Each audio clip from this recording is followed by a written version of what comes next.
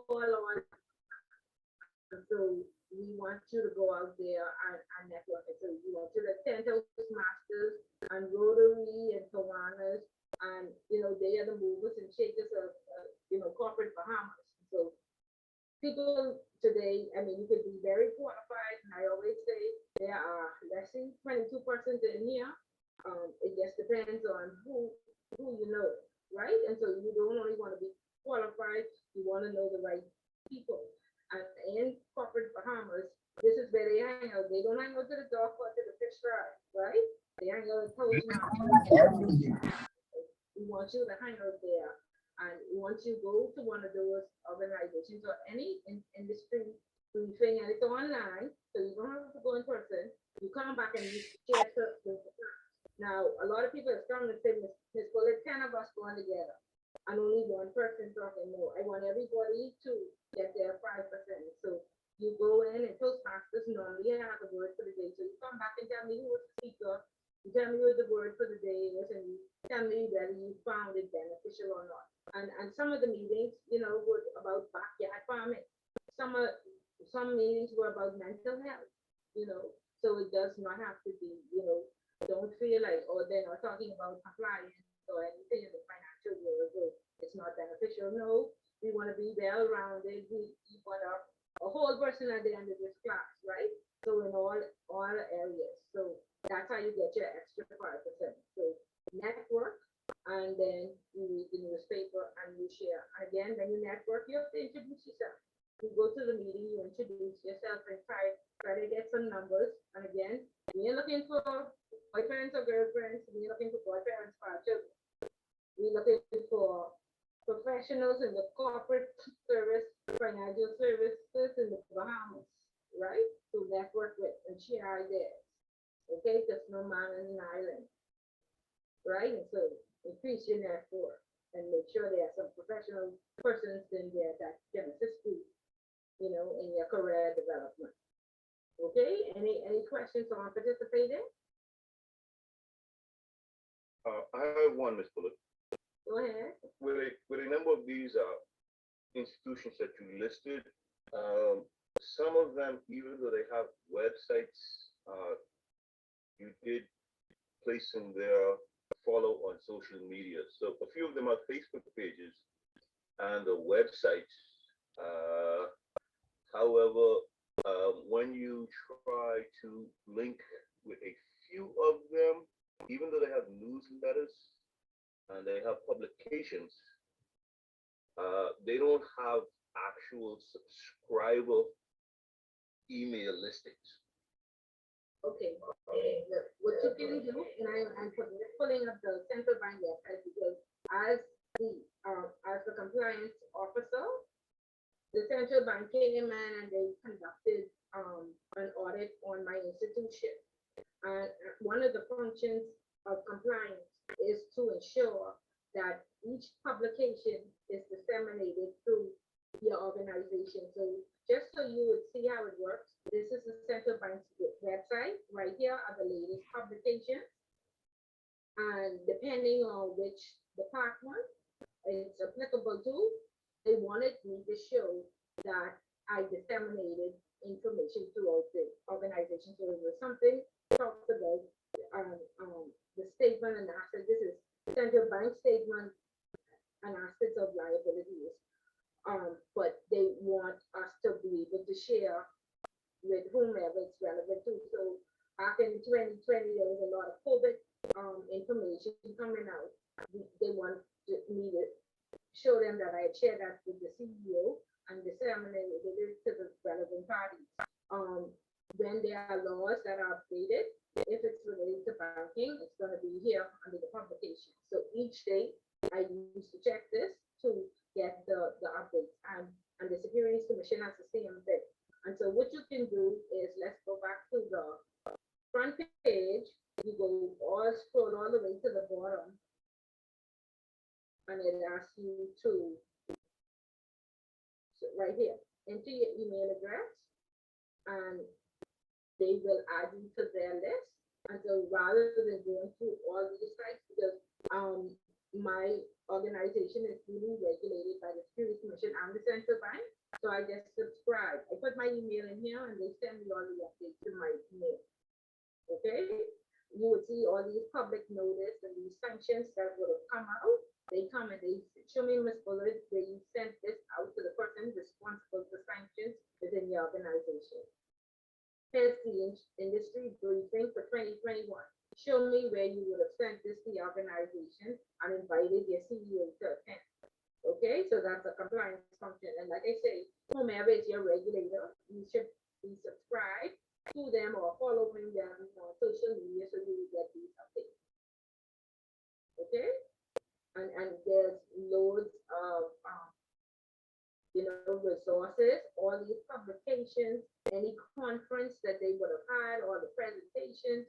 And again, you can use this in answering your essays or looking for examples. Your regulator's site, there's a lot. Let me just show you the Securities Commission site. As compliance professionals, are we up to date with the latest technology? Do we understand the risk involved with offering debit cards, or cryptocurrency, or the digital asset, the sand dollar? Do we understand, or will be, somebody have to tell us? No, we should be abreast. And so I encourage everybody. There's a FinTech hub that the Securities Commission has, and it tells you all about the latest technology. So you just put in FinTech link, and it shows you who you should send your email address to, and every time they have an update, they will send you information. Okay, and then there's the latest news there. They have a good media department where they have speeches and presentations.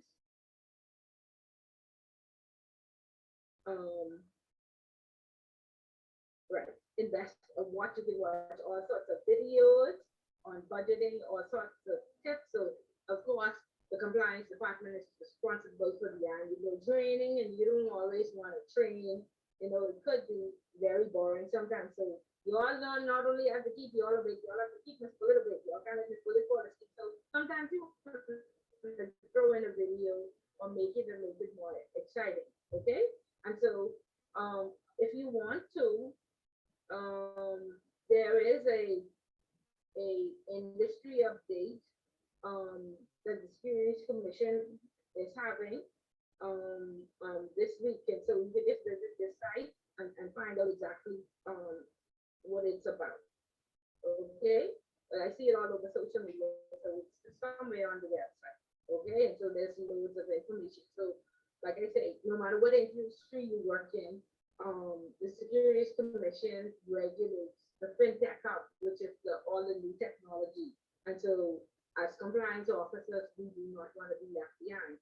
And in the ICA book that I'm teaching as well, it asks, are you familiar with artificial intelligence?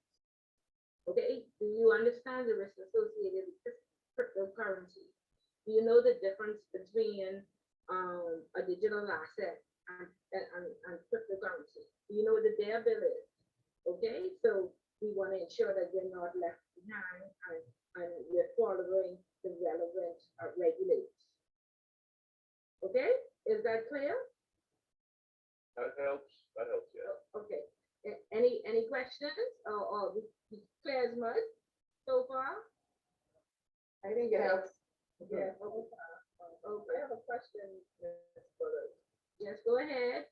You talked about keeping up with news as well. What are the major ones that you would follow for news feed? Okay, I follow the NASA Guardian, of course, the Tribune, and then Bloomberg, Yahoo Finance. But normally everything is there. Bloomberg, Yahoo Finance, CNN, and Fox. Because of course, the news is controlled in America. And so, you want to have two versions of it and have discern which one is, you always must know the author or who is putting this news out there, because of course it's controlled. Then you want to know the truth.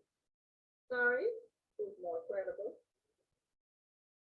It depends on what side of the fence you are on. You know, the CNN is in favor of the Democrats, Fox is in favor of the Republicans. So it just depends. You know, but get the information, and then again you can do your research to find out the truth. So, yeah. Okay, good. Good. So network. Another way to network. There are 22 persons in this class. Most of my classes have a WhatsApp group. I'm not a part of the WhatsApp group, but persons put their number in the chat, and it's like a support system, because you want to go, especially for the people who are going to go all the way to ICA, you're going to need some help. So help each other, okay? And so they created that WhatsApp group, and somebody will share. Hello, hello, hello.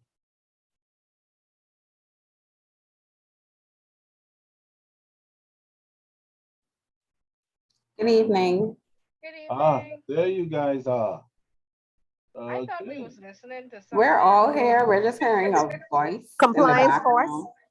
Yeah, I was listening to some other thing going on. I thought somebody was multitasking and wanted us all to hear what was going on.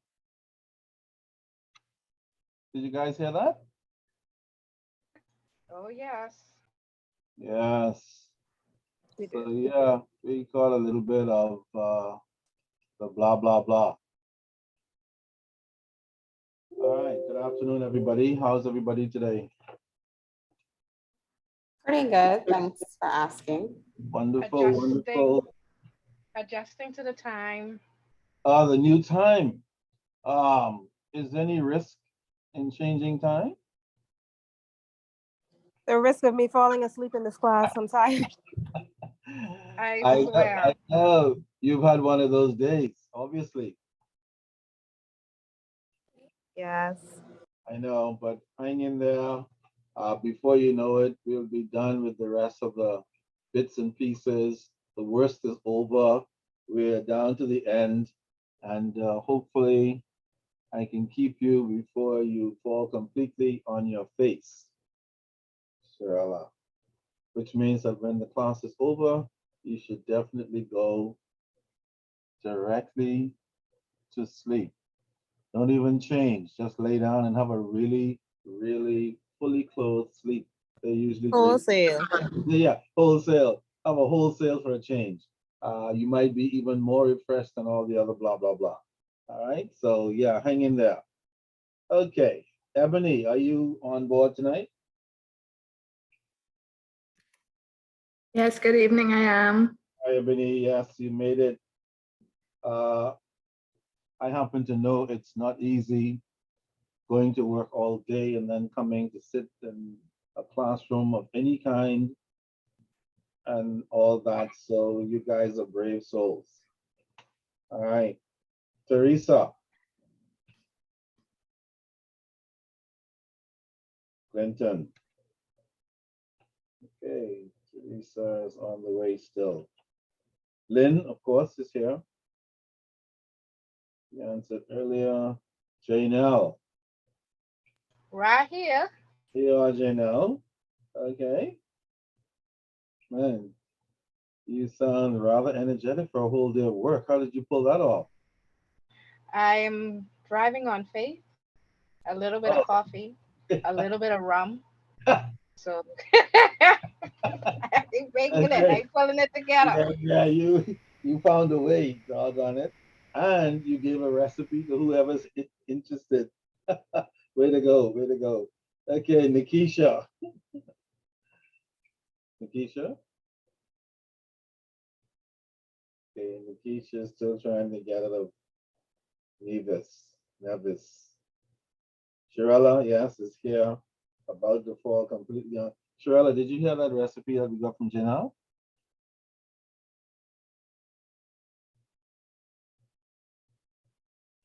She's gone already? Asleep?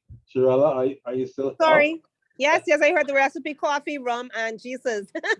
Yeah. So feel free to take a moment and give it a shot If you start feeling a little snoozy, Got it. see what happens. Okay, and then last but not least is Jamie Taylor. Jamie? I'm here. Hi, Jamie. You made it. Okay. Were you here last week, Jamie? I was, but I was a bit late. That's okay. Better late than never. So I don't worry about late when it comes to certain things. The important thing is to show up at the end of the day. All right. Let me just get you through this evening as quickly as I can because I know how it is. Anybody had anything interesting going on since we met last? Risk related, not necessarily risk related, but could be risky. Anything at all you'd like to share with your colleagues? Maybe help somebody going forward? Is COVID over? Anyone? Yes, COVID is over. I COVID is hope over. so.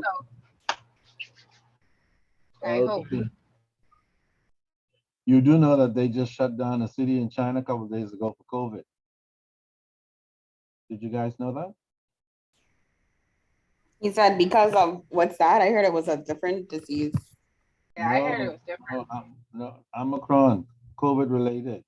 9 million people in that city. They were contracting it at a very high rate, and so they had to shut it down. I don't know if it's still shut down or whether they reopened it, but apparently in the Western world, there is no big talk about COVID anymore. So I guess the risk level has been deemed to have been reduced by someone. Who reduced the risk level? Was it the CDC or Fauci? Who reduced the risk level? Anybody knows? No? Okay. Very interesting. Do we have any conflict of interest issues with regards to COVID presently? A lot. A lot. Yeah, just pick one. Truth of the matter is, some people are saying we're out, some people are saying we're somewhat out, some people are saying we're not out, and others are saying, hell no, we're still somewhere. So this whole thing is great. And so welcome to risk. Welcome to conflict of interest issues. There are a lot of conflict of interest issues connected to COVID, as it is to so many other issues. So we're never out of the world of risk. Never, ever, ever. Okay. We are talking about risk within the organization of a firm where we might work and firms around the world, but certainly this RISK thing, they need to make a song for risk because it is so pervasive. All right. Has anybody in this class engaged in any conflict of interest issues lately or saw somebody being engaged in one?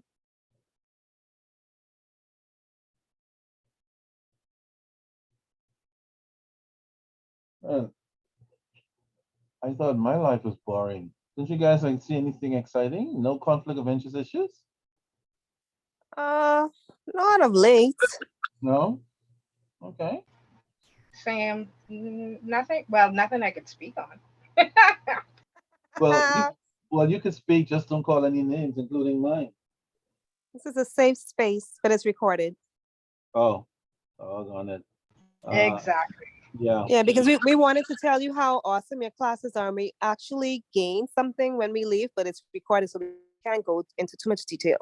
Yeah, I quite understand, actually. Doggone it. I mean, I have to be careful what I say to some extent. Because sometimes I say some conflict of interest issues, some devil's advocate stuff, some that people, well, what the hell? All right. So point is well taken. Point is well taken. All right. Well, let's see what some normal conflict of interest issues are in the places where we work, whether we see them or not, whether we feel them or not, whether we hear them or not. They are there, right around you, lurking, and you'd be surprised who the perpetrators might be within the organization. Okay. Conflict of interest issues. one of the biggest conflict of interest issues ever is self-dealing, getting involved in deals like fraud and where you are the great beneficiary of money. Usually the return is money. Sometimes it's a big time favor. Sometimes it's a little I scratch your back, you scratch my back thing, but self-dealing is a major form of conflict of interest. And whenever you can avoid self-dealing, like getting involved in unethical and even illegal stuff for your own self-interest, is probably a good idea. A lot of firms have gone under, have suffered losses, have suffered reputational damage because of self-dealing, especially by senior management people. In fact, senior management people seem to be the great perpetrators of all kinds of evils within the firm. Unfortunately, we know folks down the line have the little thing going on, but it's just like lunch money, to help with school fees, whatever it is. But at the top, these guys are running off with gazillions of dollars in deals, making life miserable for compliance officers, making life miserable for regulators, and then have a big smile on their faces and swearing upon their mother's grave that they either did not do it in the first place, and if they're caught by regulators, for example, they will say, well, you know what, we're not going to admit to any wrongdoing, but we swear we won't do it again. That's our final conflict of interest activity. You can rely on that. Okay? But we've seen better. So self-dealing is a big problem. Outside employment. I think I may have mentioned this last week. Outside employment is not always a conflict of interest. And it's important to know that. It only becomes a conflict of interest when what happens, anyone? When do you think outside employment becomes a conflict of interest? Anyone? When the other firm is like a competitor. Yeah, when the other firm is a competitor with the firm that you're working for or some such thing, then that becomes a problem. Okay? You may not want to take that particular job because sooner or later you're going to lose one or the other or both or create some conflict between those areas. So when we offer that outside thing, it's not illegal, it's not even immoral, but certainly you have to consider if there are any conflict of interest issues. Let me ask you guys another scenario.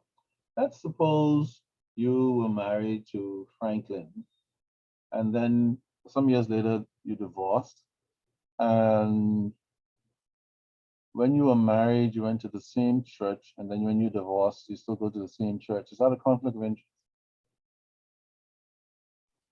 I don't see it as a conflict that I'm not going to the church married and divorced. No, we go into no, Franklin have to leave the church. Hey, Fine. Franklin! That's my church. Yeah. Hey, if anybody's gonna leave, you leave. You leave. I don't leave. I'll ask See, somebody else. Teresa agree with me. Teresa agree with me. Well, Okay, sometimes, especially if one or the other remarries or both remarry, and everybody's going to the same bloody church. And so you wonder, like, is that a conflict of interest? Some people say no, and other people's like, hell yes, because even if they can't explain the conflict, they're like, something is wrong with it one way or the other. Okay? Somebody has to find another church. All right. So yeah, welcome. And sometimes outside employment it could be like that. Okay? Am I really in conflict here, or is it really competing with what I'm doing at work? And sometimes we're not sure. And of course, when in doubt, we should ask the appropriate people or person whether or not they believe a conflict exists. Okay? Board members are always involved in conflict of interest things outside of the board of the firm that they're sitting on, and they're always being asked to please stay away from conflict of interest issues as a board member. And if you are going to get into a business deal that you believe may create a conflict, you must disclose it to the board. A lot of board members get into stuff knowing they should disclose and don't disclose until they're discovered. And then when they're discovered, everybody's a bit uptight and so on. Okay? Some boards, when such a person is discovered, they change that person Others, depending on the relationship with other board members, because you have board buddies. Anybody ever heard about board buddies? No, I haven't. Oh, never heard about board buddies. Okay. What do you think board buddies mean? I think it's self-explanatory. I think if I guess two members on the board being buddy buddies. So when I go away, I'm using the company's funds, and you, I mean, like me and you straight because Yeah, I say nothing and you say nothing. exactly. Thank you, Shirella. Couldn't put it better myself. I ain't saying nothing. And you, because you know, we have this thing going like me and Mrs. Jones kind of thing. And sometimes the board buddies exist between two persons, between the whole board, sometimes, God forbid, the chairman and somebody, the treasurer and somebody, the committee leader. It just depends on what's going on in that particular organization. And oftentimes these kinds of conflicts are not readily detected. Sometimes they're known, but you know, it's like family, everybody knows, but nobody's saying. And boards tend to be that way sometimes. And really, regulators want boards to be friendly toward each other, but they don't want board members to be so buddy that when it's time to make a hard decision, nobody can make it because everybody is in conflict for one reason or another. Okay? So it's very interesting phenomena. This, all right, hiring family and friends and all that. Oh my goodness. It's not necessarily illegal, but it could create some conflict. It often does create conflict. And depending on who's involved, it can get pretty messy, right? For sure. So, but it happens a lot. People hire people they're related to, people hire people they know, people hire people they go to church with, people hire people they went to school with, people, we do it. But we still have to be, because all of these kinds of issues create risk and reputational problems for an organization. And I'm sure most of you, if not all of you, have seen the historical cases about companies that have just suffered and drowned and died and lost all kinds of money and all kinds of reputational damage because of these same things, and worse. Okay? Receiving gifts. Well, what can I say? Has anybody in this class received any gifts recently from any clients? Is that illegal to receive a gift from a client? Yeah, I did, and I did not report it or record it on the register. And I allowed him to deposit funds outside of his profile because I got that gift. But I didn't tell anybody, and I'm not reporting it. And this is Yeah. just a joke. Okay. Yeah, of course, for those of us who understand it, it is a joke, but it's a serious joke because it happens all the time. And this is why those of us who have certain responsibilities, we cannot accept gifts, no matter how friendly they might be. Some organizations have gift policies. I don't know if your firms have gift policies. If it We doesn't, do $100 or more must be yeah, reported. yeah. If somebody wants to give you $100 or more, you have to report it.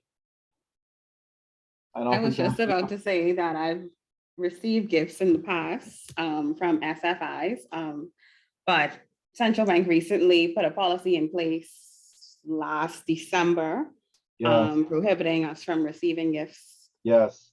And thank you very much, Lynn, for bringing that to the attention of everybody, because yeah, no, that's a very, so they don't even try and give you a gift.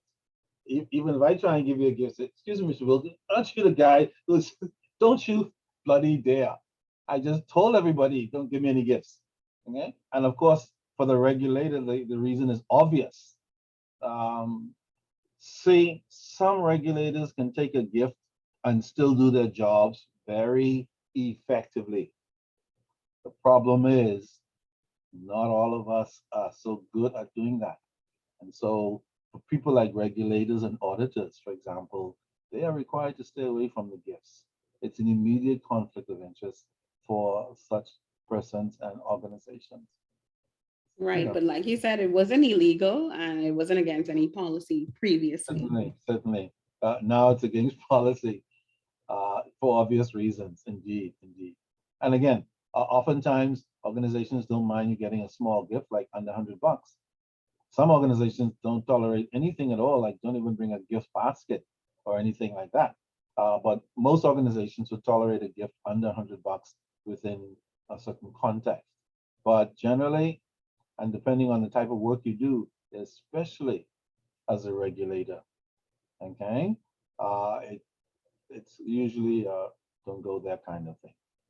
Does that mean there's some regulators? Well, regulators all over the place, auditors all over the place. There are always some people who are going to blah blah blah. But we know what the general rule is. Okay? All right.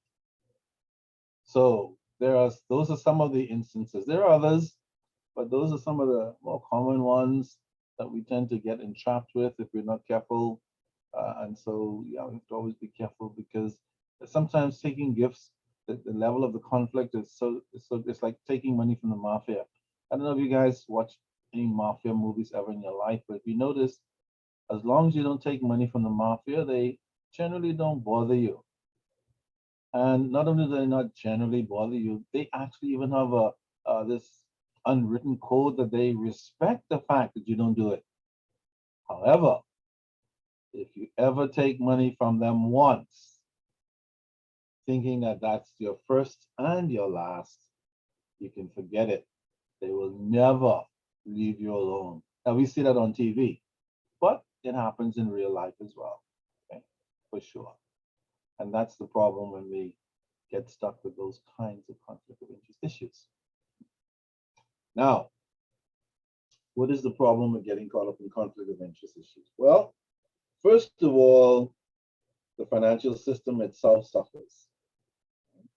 Depending on the level of conflict or the behavior that's going on within the financial services market or securities market or whatever it is, information can get clogged up. It can become unreliable. It can stop flowing smoothly because people are doing things to deliberately choke off the system, which in itself is a conflict and unethical, but it happens. Okay?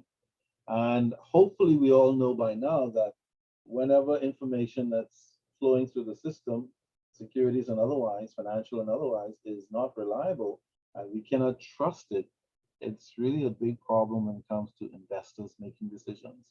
Because investors do not like to hear funny stuff in the market because they're always looking for ways to protect their money. And they're always willing to invest as long as the information is clear, honest, open. Everybody has an opportunity to know it. Nobody has any special inside information that they can benefit from. And if it's that way, investors are happy, generally. But if they start finding out that something else is going on and information is getting unreliable, people are manipulating the flow of information in any context, then they start withholding their investment proposals, coming out of certain markets, and then stock markets start to act funny and do kind of strange kinds of things. So there's no such thing as an innocent conflict of interest issue. There are huge risks involved, reputationally, financially, in the markets, etc. There's huge risk involved for people like regulators and auditors who have a duty to be independent of the persons whom they oversee. Does that mean some people cannot take a gift and still be independent? Absolutely, they can. But there are too many persons who cannot take a gift and be independent, okay, for one reason or another. Right? So, better safe than sorry, I suspect, is the motto. All right. So, truthful reporting in an audit. Man, auditors have come under the gun. Have you guys heard the story about auditors in recent years? Anyone? Stories? I haven't. No? No. Goodness. Anybody else has heard any stories about auditors recently? Not necessarily in the Bahamas, around the world as well? Only the accountants cooking the books. Auditors, well, yeah, the accountants cooking the books. Yeah, usually at the instruction of whom? Senior management. Unless, of course, some CFOs deciding to run his own little program. All right? And then that's a whole other problem. So yeah, we have the accountant cooking the books, which is a risky position because now the financial statements of the company are probably not correct. And since the accountant is doing it, then he can hide stuff far more convenient than anybody else. So it may be incorrect by gazillions of dollars we don't know. And then until who? The auditors come in. Then we hope that the auditor is independent enough that the company now does not have the auditor compromised. And many auditors have been found to have been compromised in recent years in doing their jobs for one reason or another. And the biggest culprit is usually the usual suspect. And that is, anybody knows? What's the biggest culprit in getting auditors and other persons to not do their job properly? Starts with M. Money? Money. Always. We just feed them chocolates. So, sorry? It's We used to always, feed them chocolates. yeah, and they'll take the chocolates, but really behind everything lies the almighty dollar as usual. And it's amazing how folks would put everything on the line for enough quote unquote money. You guys have all heard about Enron, haven't you? Oh, yeah.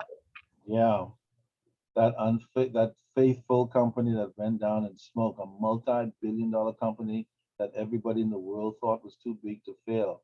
And of course, the reason why Enron failed was because of cooking the books. Then everything fell apart.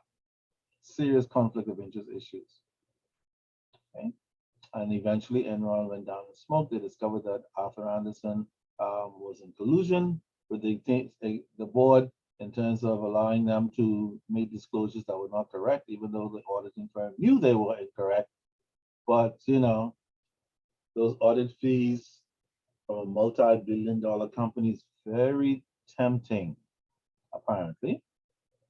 And so Arthur Andersen, after 80 years of auditing, acquiesced and went down and smoked with Enron. Talk about risk. Let's talk risk. So a multi-billion-dollar firm, probably the biggest company in the world at that time, went down and smoked because they took the risk to play around with accounting. And then Arthur Andersen, they knew, and they should have disclosed. All they had to do was disclose it, tell what happened, and they would have been around even today, auditing other multi-million-dollar firms. My. All right. So when you hear that expression, conflict of interest, that is synonymous in some cases with risk, because it is always risky business to be caught up in any kind of conflict of interest. Now, when do auditors get caught up in conflict of interest? Well, sometimes what happens is the audit firm has a consulting firm.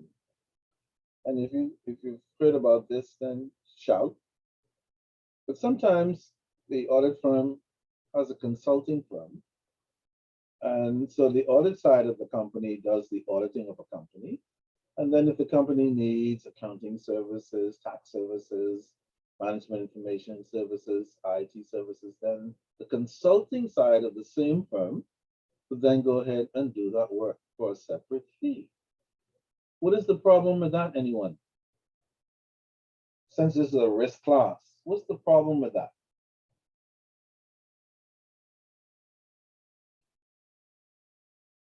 On the one hand, they're auditing on the firm, on the other hand, they're doing accounting and tax and MIS information, MIS work. What's the problem with that? You say they are the accountants and the auditors?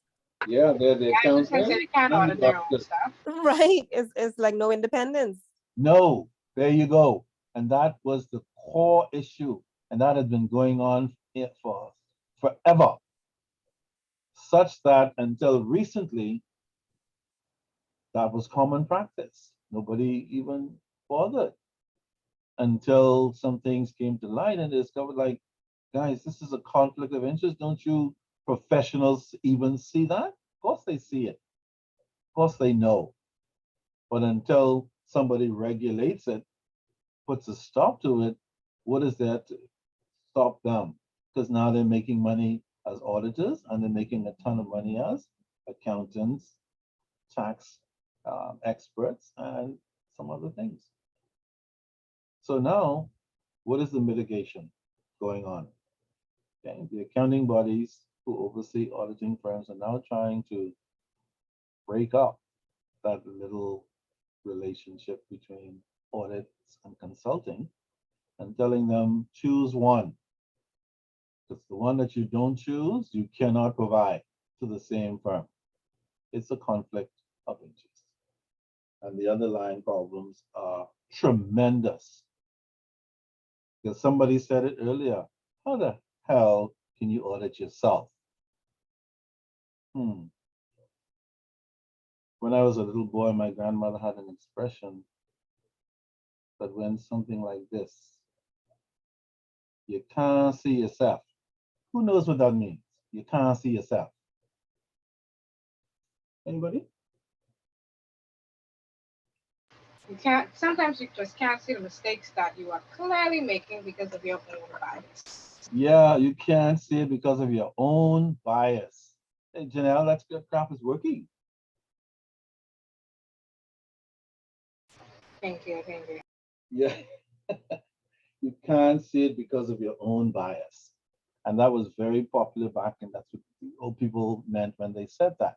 And so sometimes it's important to leave yourself open for others to look.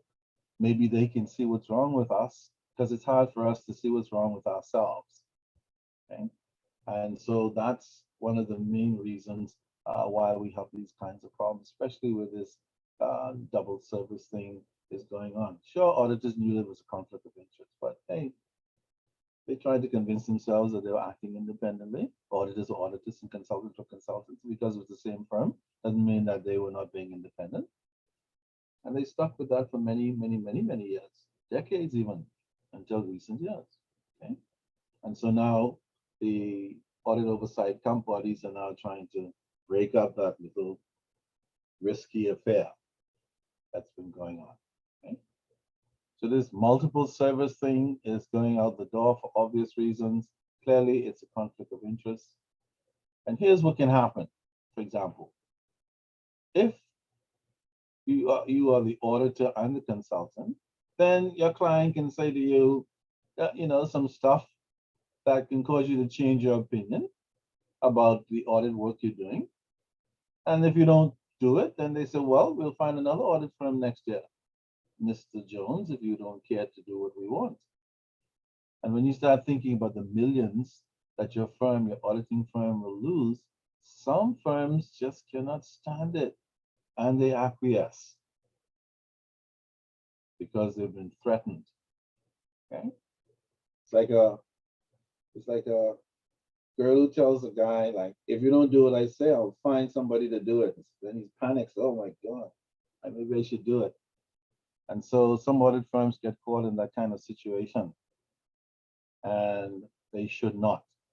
Okay? They know very well that the level of risk involved in doing that, they know very well what could happen if they're discovered doing that stuff. But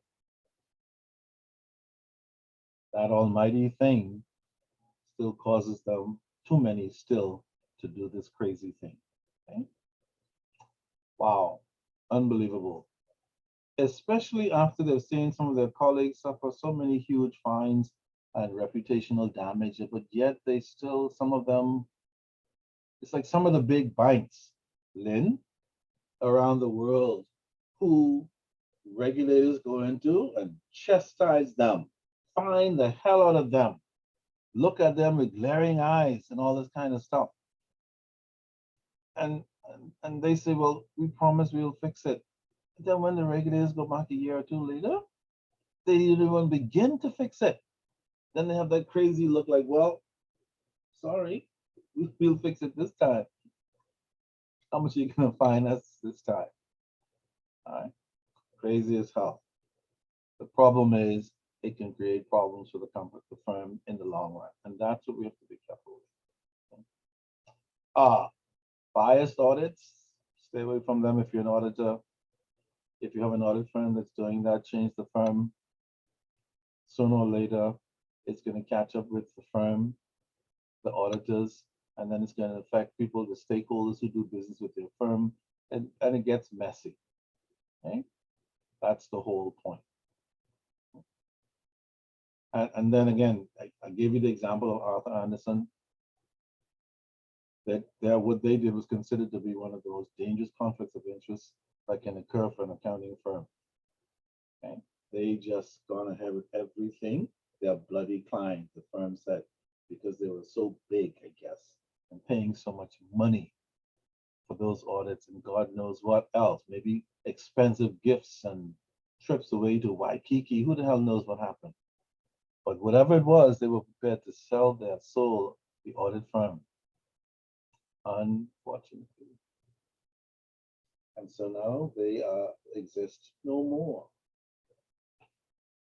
So that's the audit firm. Then we have conflict of interest problems with investment banking. Now, anybody knows what investment banking is generally? Anybody has any idea what is an investment bank generally?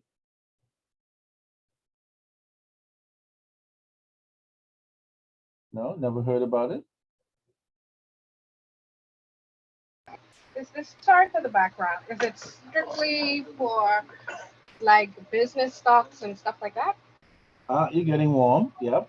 What investment banks do is, whenever a company is going public, for example, you ever heard that expression, going public, from a private company to a publicly traded company?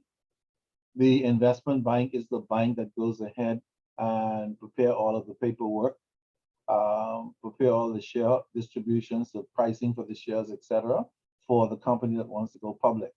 And of course, they do all of this for a fee, a huge fee, depending on the size of the share disbursement. So that's basically what investment bankers do.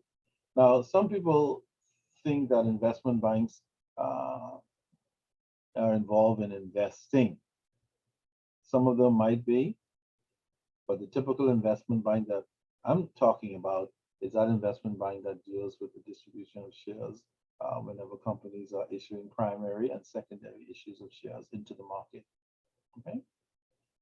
And they kind of pretty much take over the whole processing, distribution, selling, and buying of the shares, and then whatever money's earned, they turn it over to the company that is issuing those shares. Because after all, why do companies issue shares?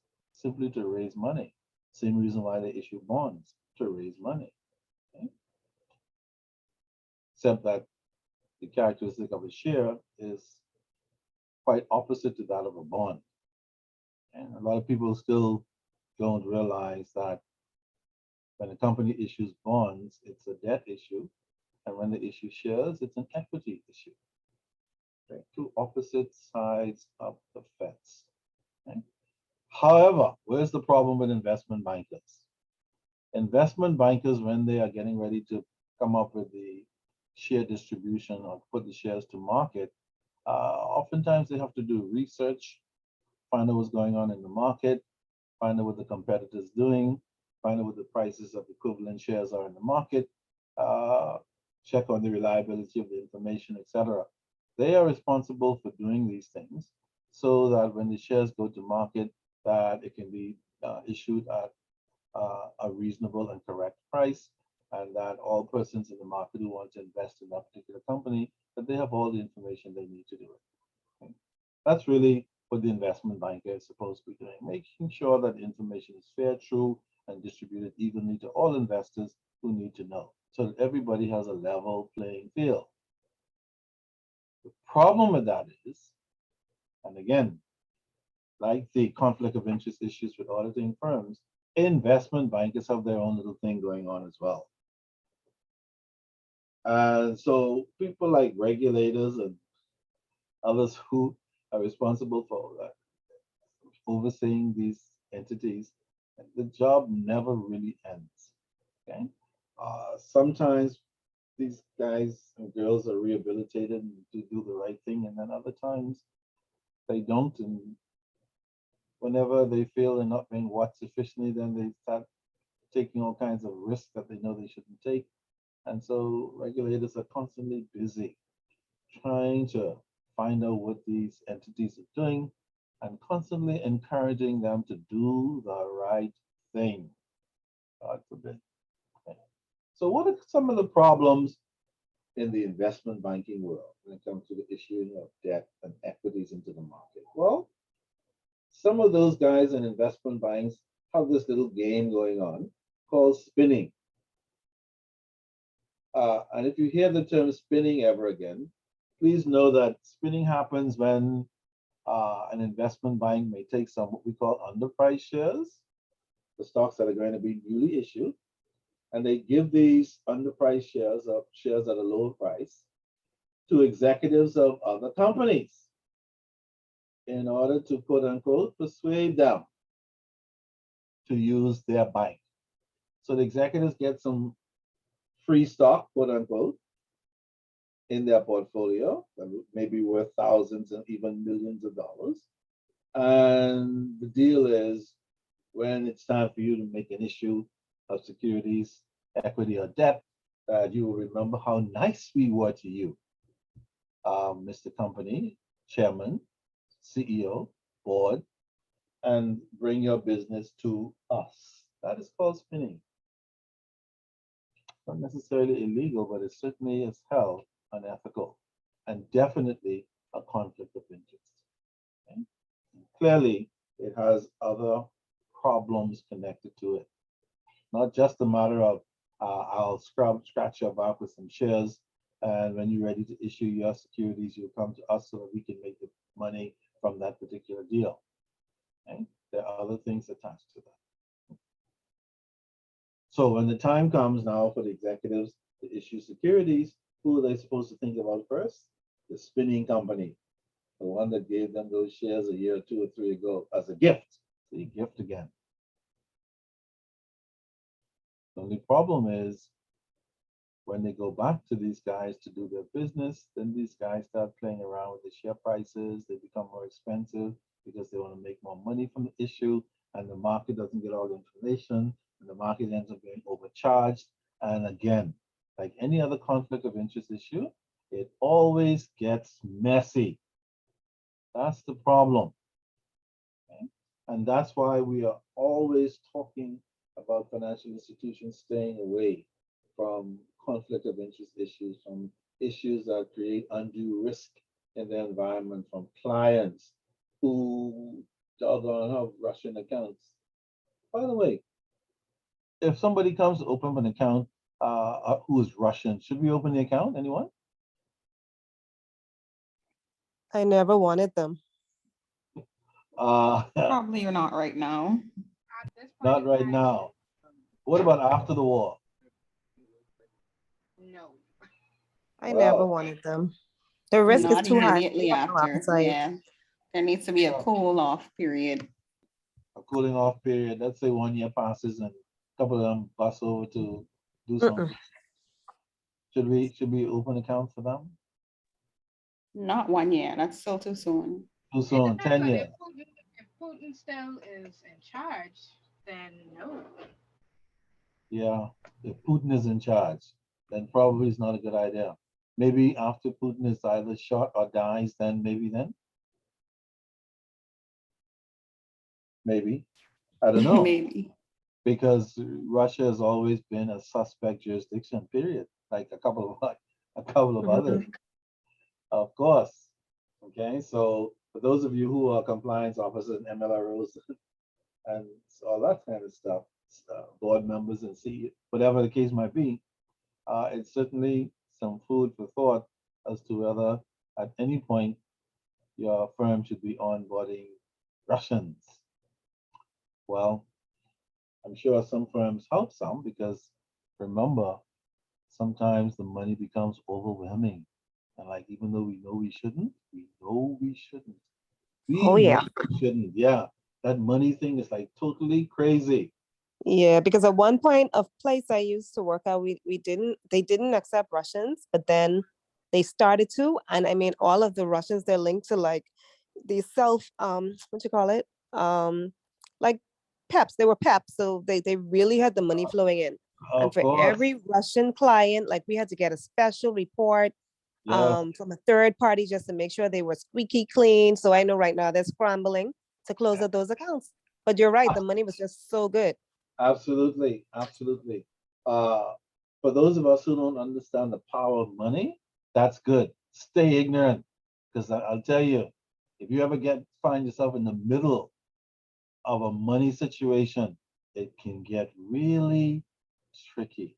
Whether it's you personally, you as a private banker, you as a CEO looking to increase, enhance your portfolio to get new business, whatever it is, that money thing can become a really big problem if you don't get a handle on it. And so, yeah, a lot of people are probably scrambling now to try and close those accounts. And this guy said, well, I'm not closing it. What do you want me to do? And open it where? See, and so on. So it's going to be interesting to see what the fallout is going to be from financial services side with regards to the Russian clients. Because the other question is, are they all bad? And the answer is maybe not. However, they're from the same stock. And so we're going to consider them all to be suspect. Are they all guilty? Probably not. But certainly we have to take the position and our enhanced due diligence in term and determining whether or not it is a good idea to do business at all. Certainly now is not the time.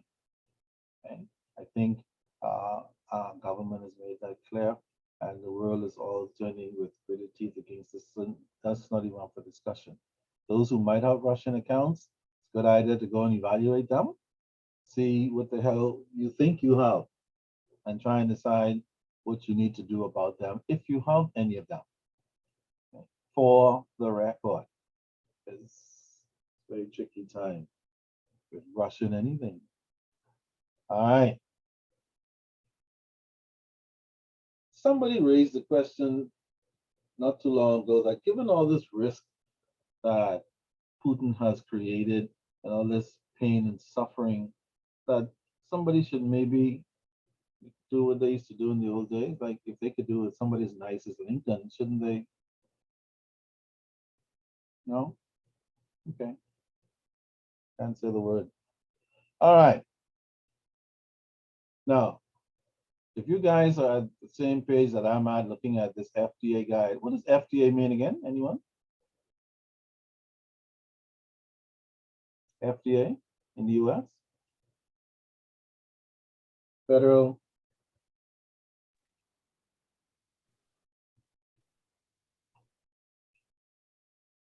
Anybody ever heard about the FDA in the US? Um, No?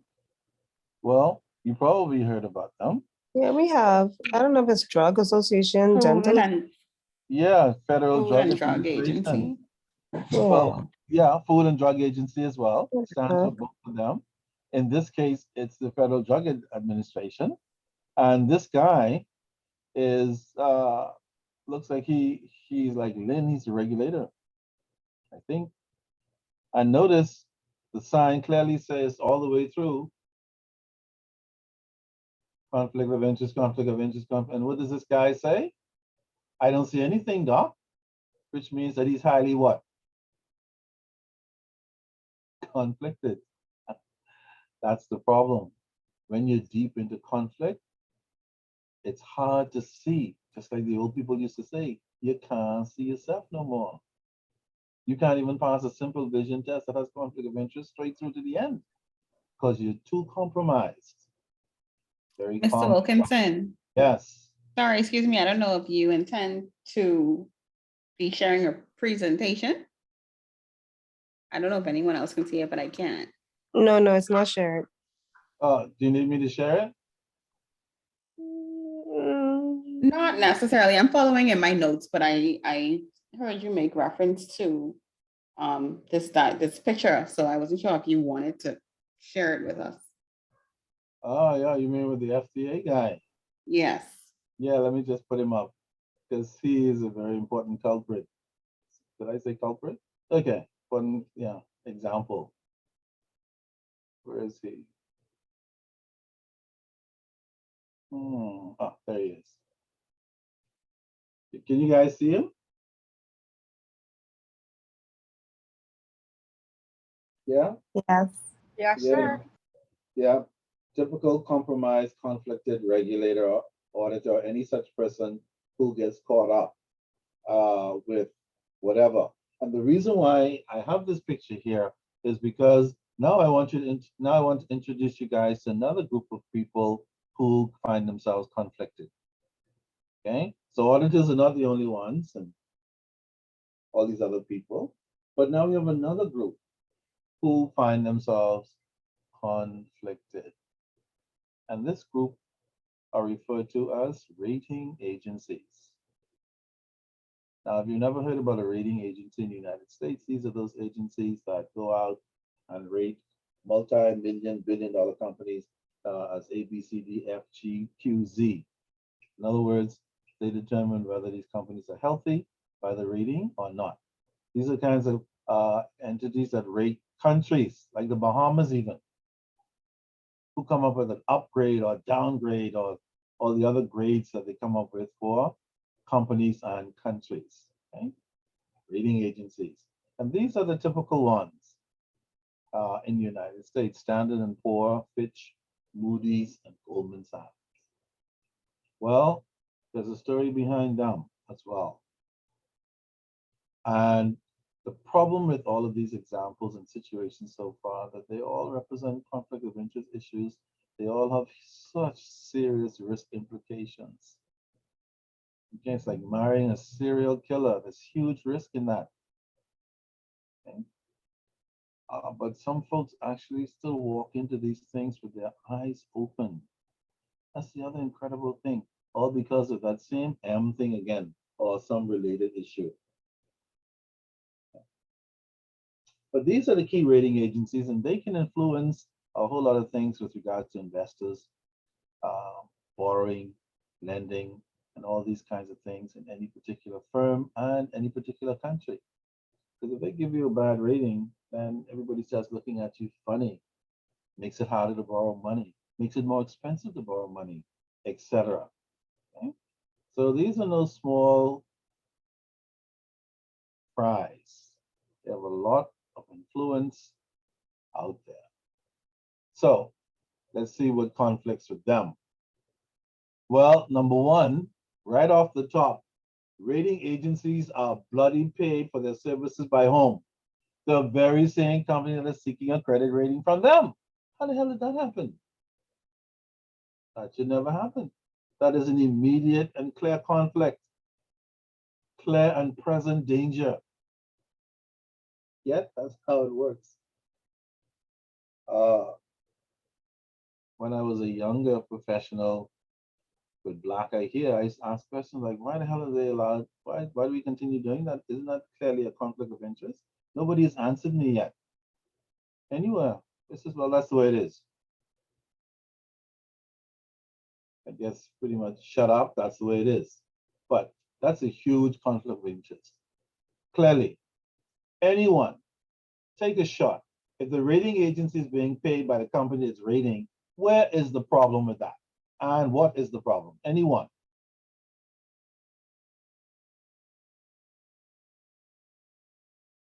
No problem? I'm the only one who sees a problem?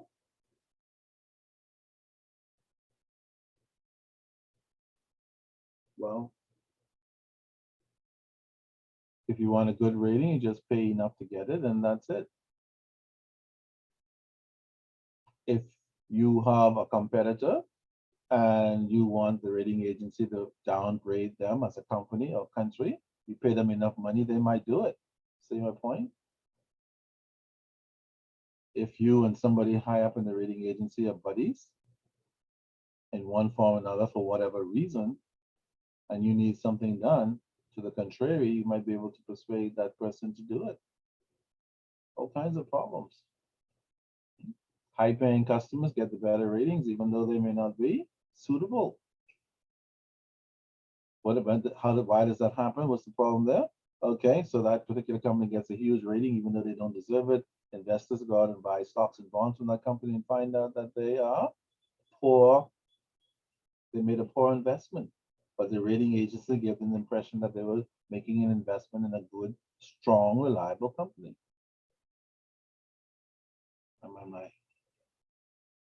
I give you the example with Fitch and Standard with their CDOs, collateralized debt obligations, that were issued to Credit Suisse some time back, that resulted in losses of some $340 million. Well, the face value is 340 million, the losses were 125 million. Bunch of money because of a conflict of interest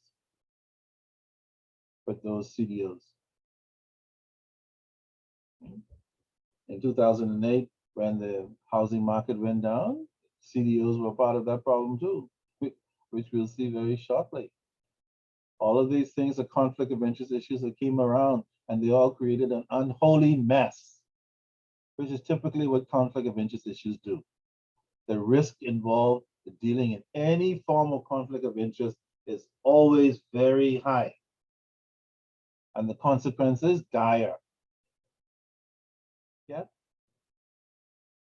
like money, we seem drawn to conflict of interest issues for some reason. Then there's Goldman Sachs, big time Goldman Sachs investment company caught up in some crazy securities issue, mortgage securities. Anybody ever heard about that situation with Goldman Sachs? No,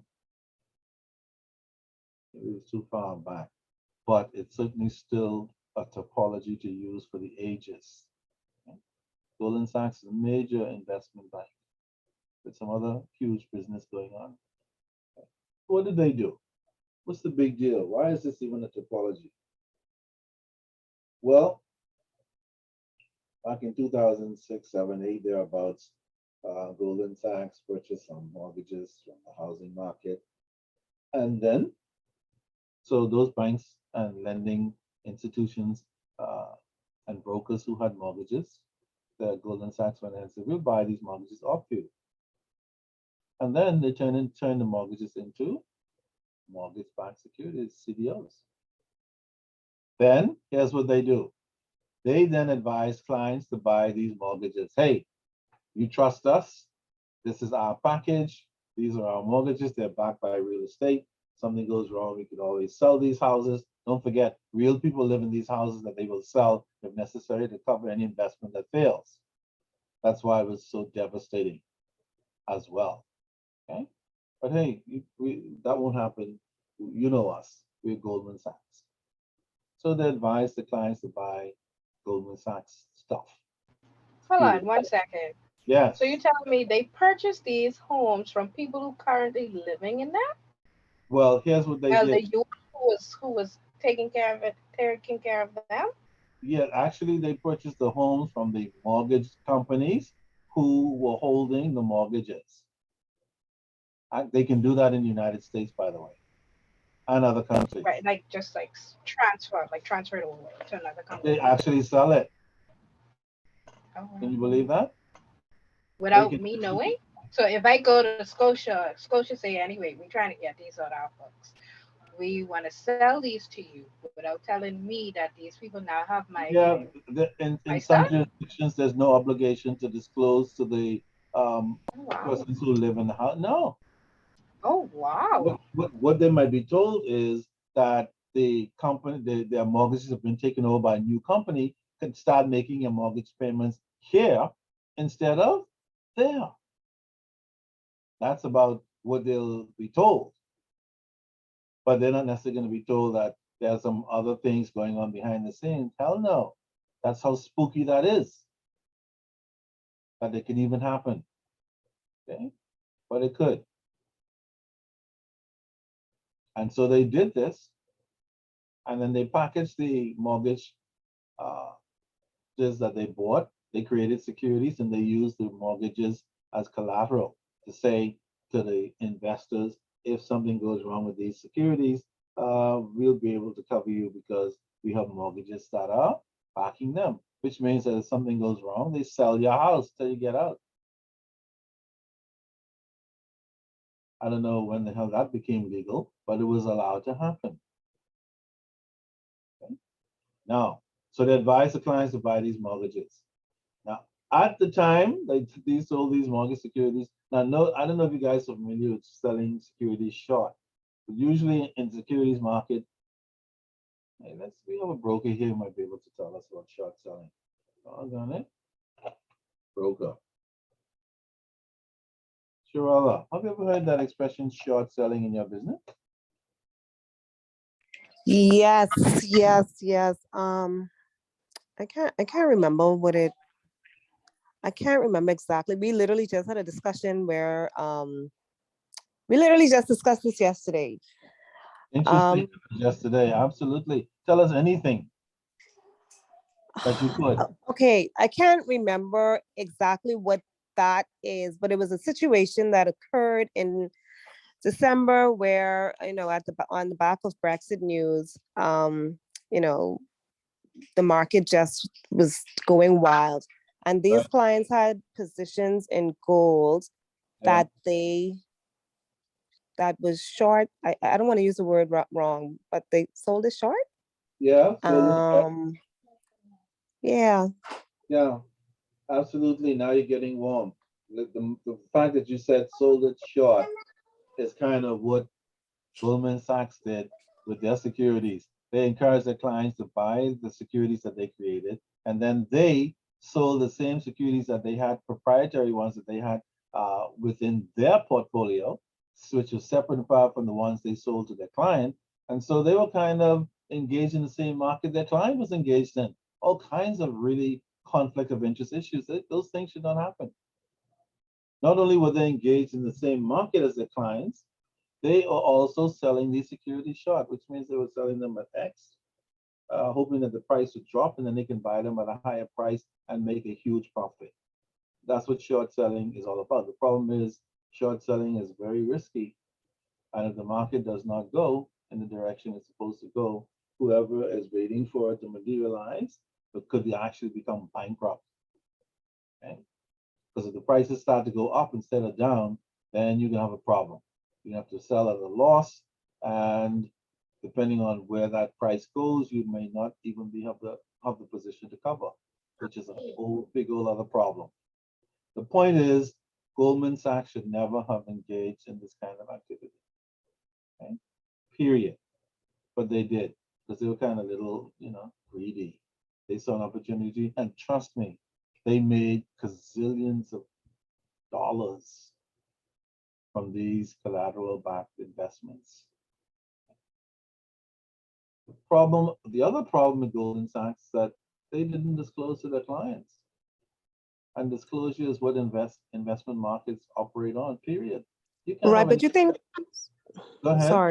sorry, but do you think they did it to protect the investors, like a hedging, thinking that the markets would have turned in their favor? Because I think most people do it to protect or stabilize the market, as opposed to being malicious with, do you think it was ill intent behind it? Not always, but not always, but sometimes it is, and other times we didn't intend it, but things will go contrary to plan, which is what happened with Goldman Sachs. The truth of the Okay. matter, though, is when you are involved with investment activities, investment firms have a duty to disclose relevant, important information to investors. And sometimes investment firms do not do it because they feel that they might dissuade the investor, or the investor may no longer be interested for one reason or another. They might panic. And so if they feel they might panic, they might withhold or fail to disclose. The problem is the securities law requires that you have to disclose, because investors are supposed to have all the relevant information they need, even though we, as the investment company, might feel like that can create some problems. Disclosure is still required. Whatever losses you suffer, you suffer them. But you don't fail to disclose to clients who are in the investment market, for sure. But it happens a lot. They didn't tell them. And one of the reasons why they didn't tell them is because they were shorting them as well. And if they told the clients that they were shorting them, the clients said, wait a minute, you acting in conflict with your client. Why are you doing that? What's your reason? And so that would not have gone down well. And so they didn't disclose. So what was the problem? It ends up that Goldman Sachs, while they were selling securities, asking their clients to buy these securities, they were also operating in their own self-interest because those securities that they were shorting, they were hoping would cause them to make millions of dollars, assuming the prices of those securities, those shorted securities would go down. And they can buy them at much higher prices, buy them back, and the difference between the fall in price and what they pay for them by buying them back and increased market prices would be a huge multi-million-dollar, depending on the size, return. Okay? So we're back to money again. The problem is that whole scheme, according to securities law, was a conflict of, not law, but securities behavior, was a conflict of interest. And remember, just like ethics, not all conflict of interest issues are illegal. Many of them are not, but they're certainly unethical, for sure. Okay? So they knew this, yet they still engaged in this behavior. They knew what the consequences were. That if they're caught, they can be fined, they can be broken up in little pieces because they were a huge company for engaging in this kind of unacceptable market behavior, this conflict of interest with their clients. They knew this. Lose their clients' trust, okay, which of course is the most valuable asset in the investment market. If you lose your client's trust, you're going to have a big problem trying to get it back, okay, if ever. All right. So at some point, Goldman Sachs was discovered and things went very bad as usual, which is typically what happens all too often when we find ourselves caught up in conflict of interest issues. Now, if you think all that would like be exhausting, couldn't be anything else. Well, there's more and then there's more. Because these are all risk-related issues. These are all issues that create nightmares for firms. These are all issues that continue to create reputational risk issues, even liquidity risk issues, credit risk issues. It's depending on who you are and which investment issues and what's going on. All of these areas of a particular firm can be impacted.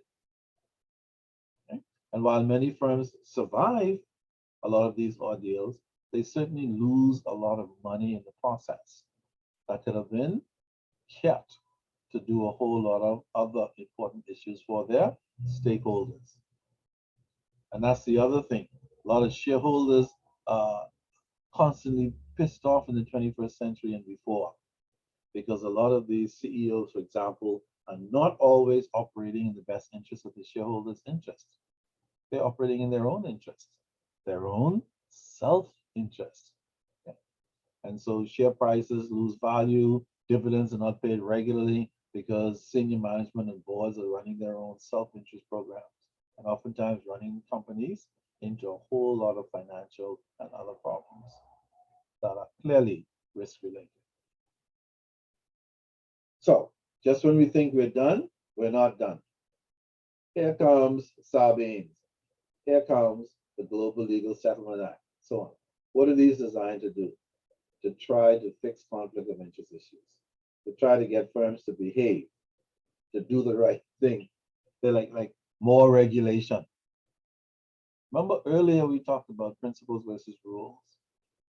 And while we said, principles are great, people can work freely, they don't have to feel stressed. The problem is without some level of rules, without that hybrid, we've left alone long enough, we started coming up with all kinds of crazy things. History has shown that over and over and over until recently. Left alone, we'll come up with total madness, theft, fraud, embezzlement, conflict of interest issues, and every kind of risk you can imagine, whether it's intentional or unintentional. Okay? And that is one of the issues that firms today, financial institutions in particular, where you work, some of you guys, have to be thinking. Look at your business and ask yourself, is there anything we're doing that can create potential risk that can actually hurt us to some extent? A lot of firms do not do that evaluation. I'll say this, I had a firm not too long ago. They needed to have some manuals done because they didn't have proper manuals, and the ones they had were just kind of shoddy, and no doubt the regulators would have a big problem with them. Some people just throw something on the paper and they think that that's sufficient, and oftentimes it is not sufficient. In fact, some of the information is oftentimes not even relevant to the firm itself, just a big copy and paste thing. And regulators are now becoming familiar with the copy and paste thing, because that creates a risk as well, that you are not actually creating the information that is relevant to your company. Okay? And so they needed some kind of risk assessment done and blah, blah, blah. So I said, fine, sure, we can do that. I said, but I need you to tell me something about what your risk issues are. And I said, well, why do you need to know that? I said, because how can you do a risk assessment if you don't know what the risks are? Well, what do we do to find out? Well, I said, what about your products? Do you have any products that create a risk for you? Do you have any jurisdictions, any geographical areas, any staffing issues? Whatever creates a risk for you. That's something you need to be thinking about. What is interesting about this whole thing is a lot of firms are still not actually looking at risk-based issues.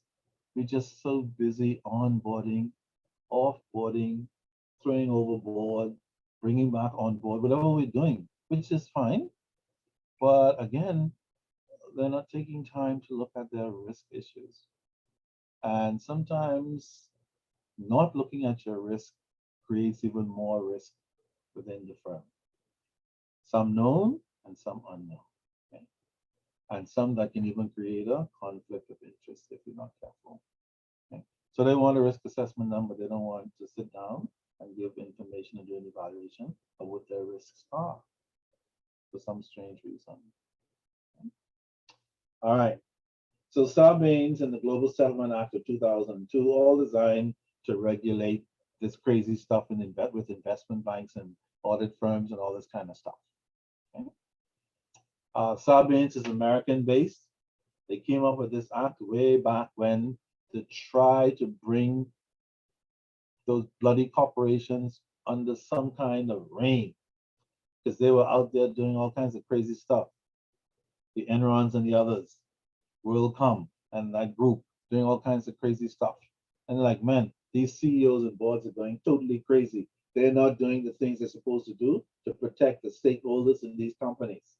And that's where Sarbanes came in, by an act, a legislative move. Force them now. So before Sarbanes, firms were able to act by principle, do the right thing.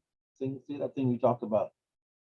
But that wasn't enough, because all of a sudden they start doing all kinds of other crazy things. And so the US decided, okay, we need somebody to put the whip on these guys, these firms, because they don't seem to be able to do the right thing on their own. Hence the Sarbanes-Oxley Act came into play, SOX, and SOX had 4 objectives. Number 1, to supervise, to monitor, and to prevent conflict of interest issues. Okay? And to this end, a very special board was created, PCAOB, Public Company Accounting Oversight Board. This board's primary function was to oversight what auditors were doing within the firm. Who the hell audits the auditor? It's total madness. But it became necessary because a lot of auditors were conflicted. A lot of auditors put stakeholders, investments, etc., creditors investments in companies through loans, all of these things in jeopardy, pension plans in jeopardy because firms were doing all kinds of crazy stuff and going under and creating huge fines and losing a ton of money just because they wouldn't do what is required. Okay? So the PCAOB was established to audit, to overview the auditors and make sure the auditors are doing their jobs and to look after complaints coming out with regards to audit practices. But primarily it was a supervisory oversight, much like any other regulator. And notice one of the primary functions, prevent conflicts of interest. Why? Because conflict of interest create a huge amount of risk, pain, and suffering. That's the point. Okay? Number two, reduce conflict of interest. Again, so the oversight board is to prevent it, and then the second objective is to reduce it, to try to get things, the guys toned down. And notice what's under the topic. Under reduced conflict of interest, unlawful if public accounting firm provides any non-audit service to a client with an impermissible audit. In other words, your consulting thing, if you're an auditor, has to go. You can't do both. Okay? And that was clearly designed to reduce conflict of interest. Okay? Third objective, investment banks do not exploit their clients with conflict of interest issues. Criminal charges are actually threatened for white-collar crime. Well, they're still not doing a great job of white-collar crime. They're still getting away with murder, so to speak. But anyway, that's one of the objectives for the investment banks in particular, and people like Goldman Sachs and others who were running their own programs, selling, asking clients to buy the product and then competing with the client with proprietary securities that they kept inside the firm for themselves, and then turn around and not disclose it that they were actually doing it. Okay? Terrible conflict of interest. And then number four, to improve the quality of information in the financial markets. For those of you who may not know, not having sufficient information about financial markets is a huge risk. If you're an investor, then you're going to make bad investment decisions because you have false information or insufficient information. Okay? And when persons start playing around with the markets, that is what we have. Okay? False information or insufficient. None of which is good for investment decisions. It's a big problem. So, for the investment firm, under the Global Legal Settlement Act of 2002, again, this particular body, a settlement body, was designed to try to reduce conflict of interest. If you're an investment firm, do not link the research department with the underwriting department, because that's a conflict of interest. Because research is supposed to be independent of underwriting. Underwriting is the department that actually prepares the securities for issuance into the market. If research and underwriting get together and start colluding, then they can start fixing the information. So if research finds out that something negative, then underwriting will say, well, don't disclose that. Or beef up the numbers so it looks positive. So that when we issue these shares, we can get the required amount of money that we're trying to raise. Clearly, these are all conflict of interest. They should never happen. Ban spinning. The hell you can be giving out securities so that you can get business. That's bribery almost. Okay? And so under this particular act, the investment banks came under the gun. Okay, under Sarbanes, the auditing firms came under the gun. Under the global legal settlement, the investment banks came under the gun. Why? Because the global legal settlement groups are those who settle securities, positions, and all this stuff in the market. And so they're trying to come up with stuff to put a stranglehold on these investment banks and such, who are putting their firms and their stakeholders at risk with their unethical behavior and sometimes perhaps even criminal. Wow. And back when this happened, in some instances, a fine of 1.4 billion, imagine that speaks for itself about how serious the conflict of interest issues were. These guys are doing some super crazy stuff, okay, in order to boost their profits and their returns. Wow. Putting their companies and their stakeholders' investments and the shareholders' interests at risk. That's the point. And all of this, again, is designed to try and do the same thing that regulators are trying to do all over the world.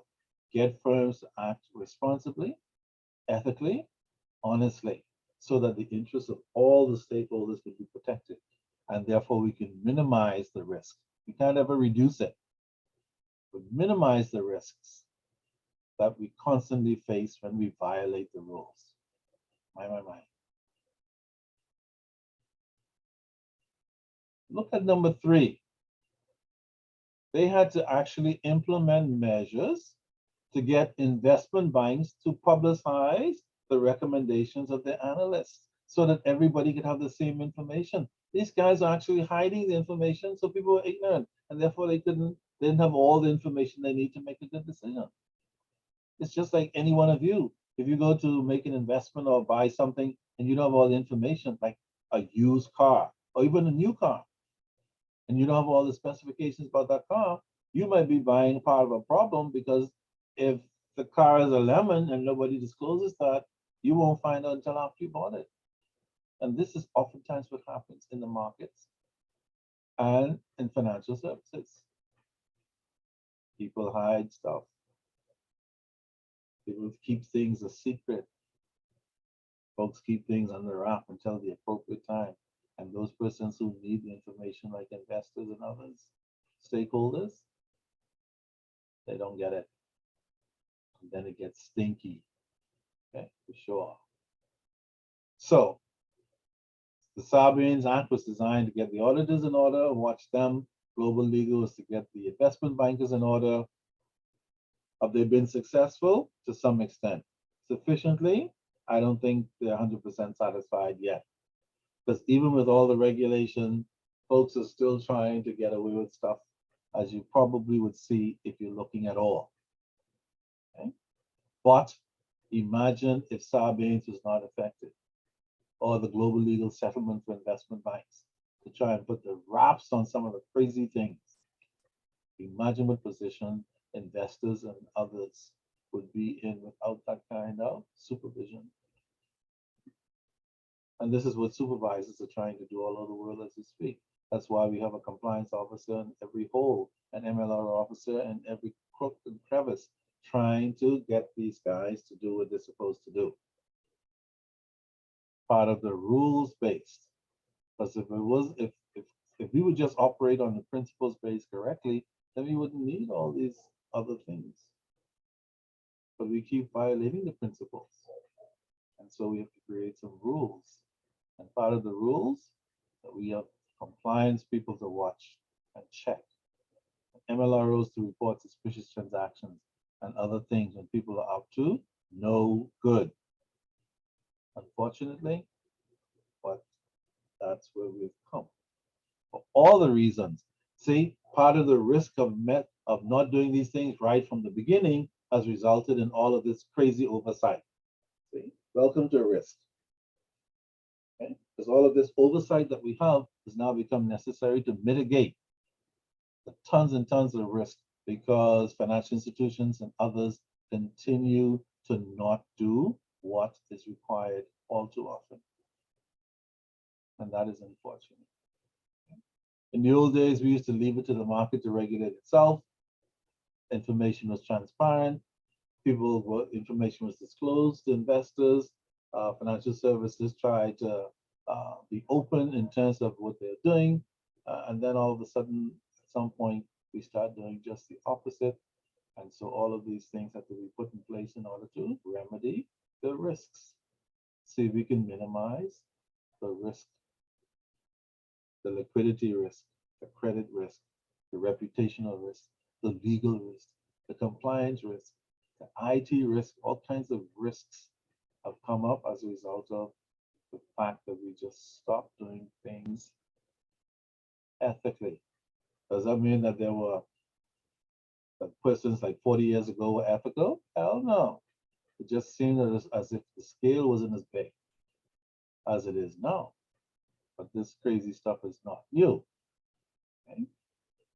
So those persons who are responsible for regulating this current monster this current risk environment, you have a huge job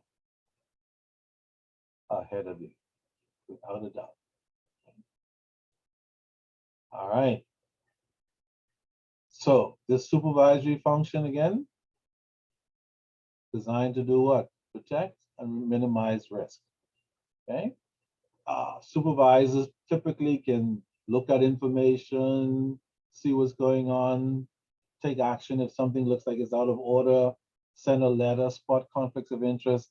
That's what the supervisory oversight is and has become and will continue to be for some indefinite period. Okay? Separation of duties. If you're an investment firm, you should not have your underwriting firm in the same room with your your research team. Your research team should not be in a position where they can be influenced by underwriting and vice versa, because this creates huge problems for securities issues. Because now these guys can get together and manipulate information. Okay?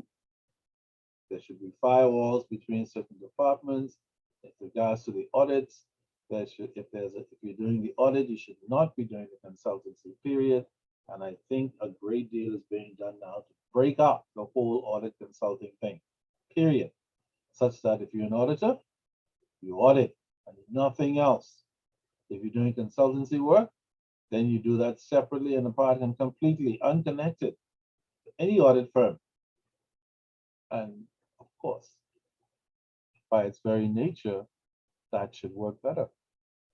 Because anything other than that creates that ugly thing called conflict of interest. Nasty little word. All right. So this guy in the doctor's office, thinking that he's dealing with a doctor who is independent and looking after his interests as a patient, is in for a rude awakening. Does anybody know why? Why is this patient in for a rude awakening?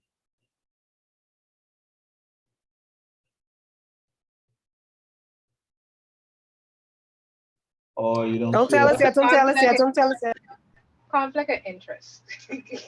This doesn't even seem right. You're the doctor, you're prescribing me the drugs, are you trying to kill me? Is that what you're saying? Well, by implication, you can certainly draw that conclusion. Because notice, what does the doctor say? He admits that as a physician, he is obligated to what?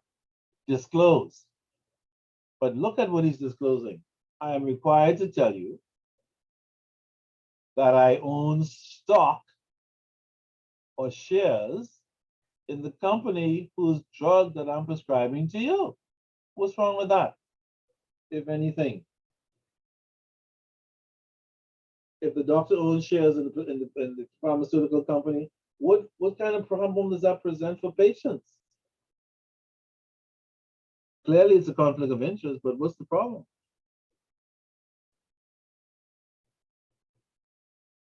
Well, if you never thought about it before, because the doctor has shares in that pharmaceutical company, he's interested in selling more and more of that pharmaceutical company's product, because the more that pharmaceutical sells, the more return the doctor will get on his investment and the more increase he'll see in the price of his shares.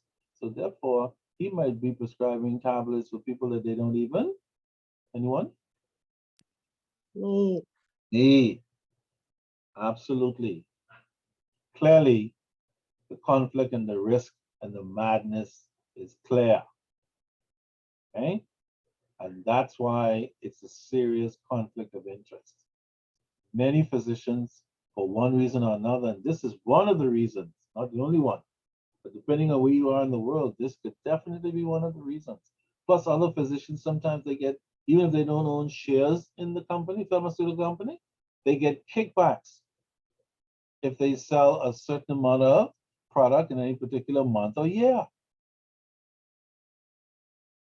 Clearly, the risk there is clear. The conflict is clear. You're putting people at risk. Because now you may be prescribing medicines that people don't need in the quantities that they don't need, because you need to sell more and more, turnover more and more and more and more. Because the more you sell or prescribe, the greater your check will be at the end of the year.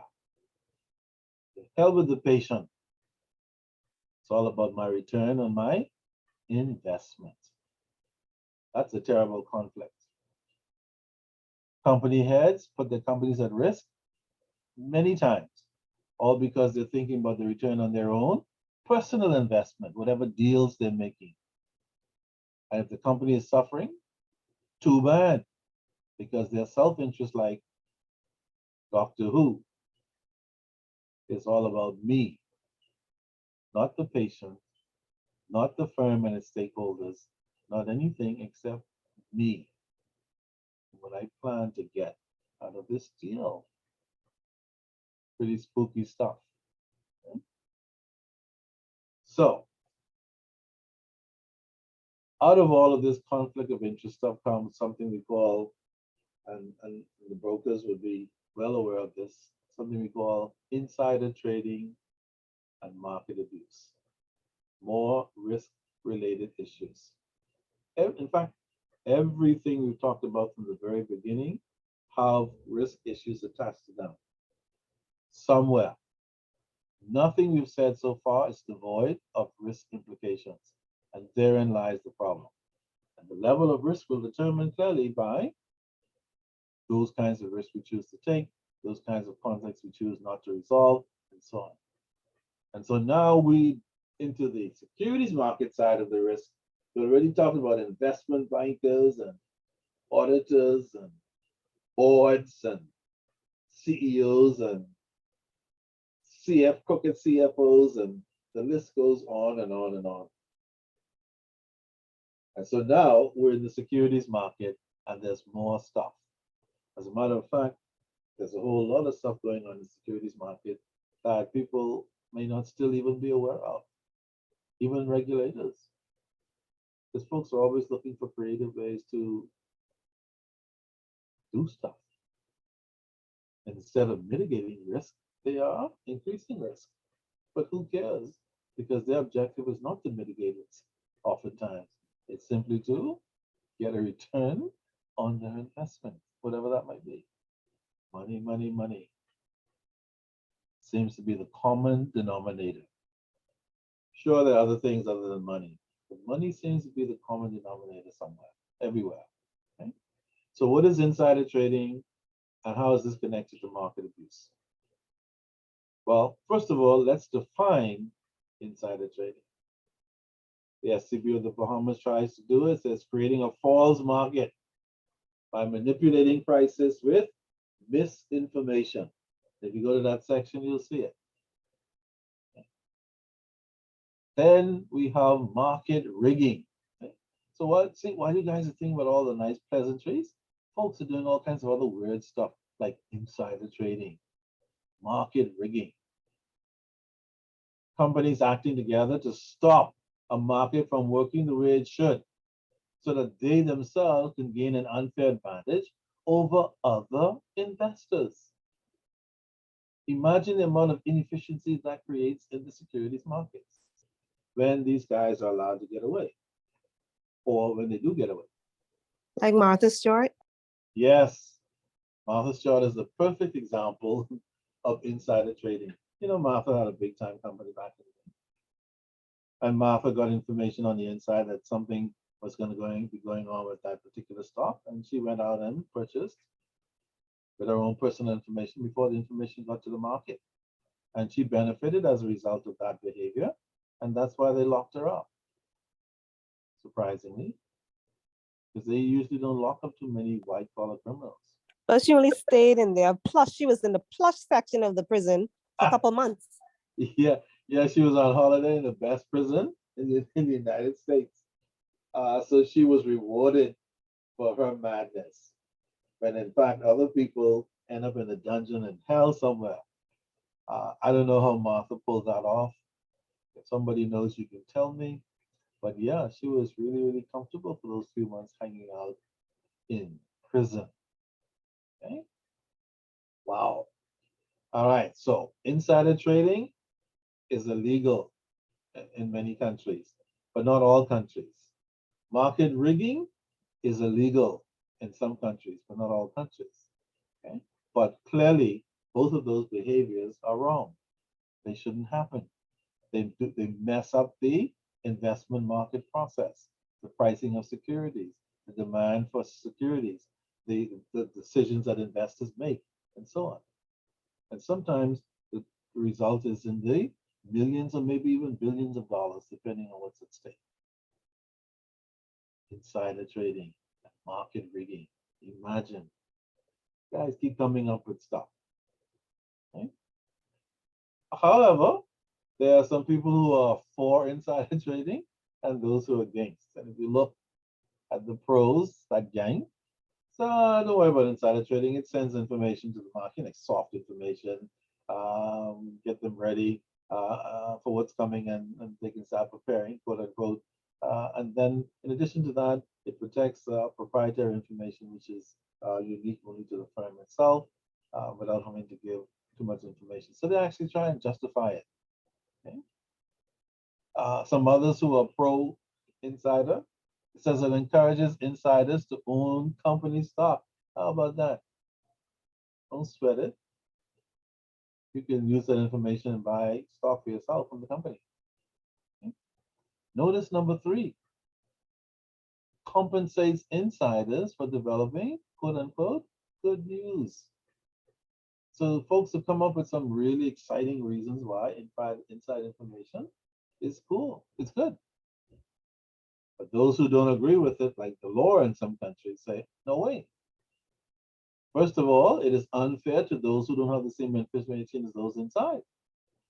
Secondly, it can become discouraging to investors from entering the market if they have a feeling or they discover that information is not complete that they're getting.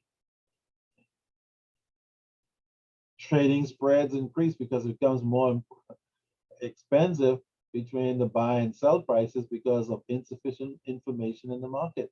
People buying the wrong amount of securities they should get, selling the wrong amount, the wrong prices. So the spreads are higher than they would normally be if everybody has all the information to work with. It's an unholy mess when we don't do it the right way. Okay.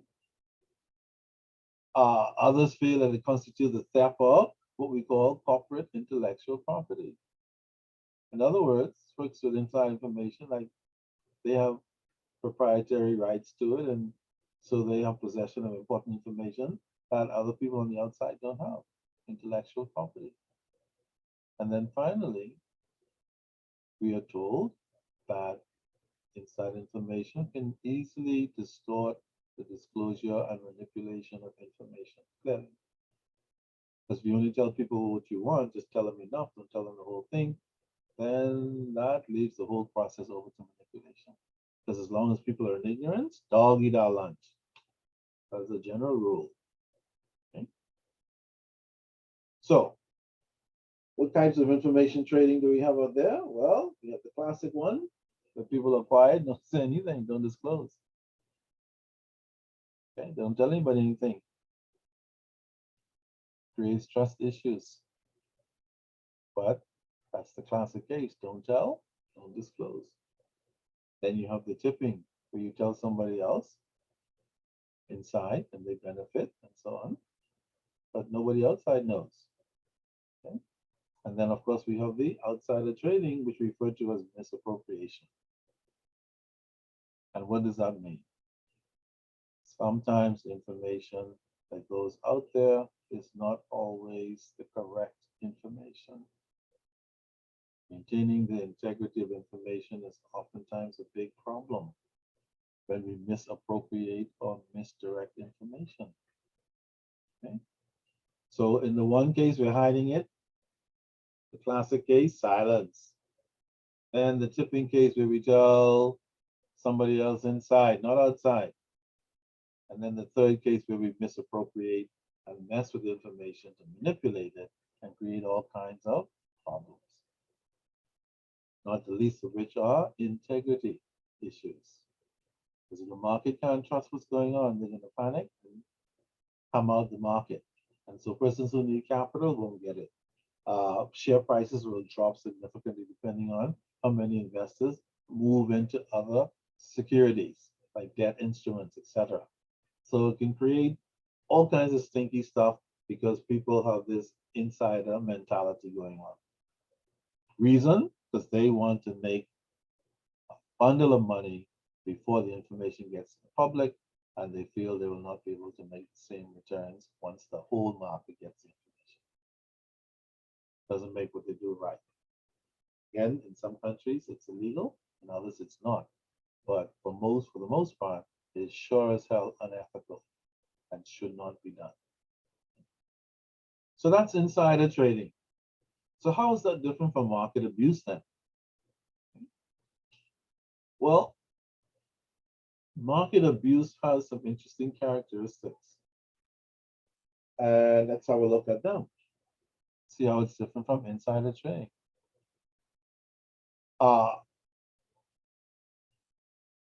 Market abuse is that kind of behavior that undermines the confidence in securities markets or financial markets. And if you don't put it in check, that integrity of faith in the market falls even lower. And again, we have some serious fallout.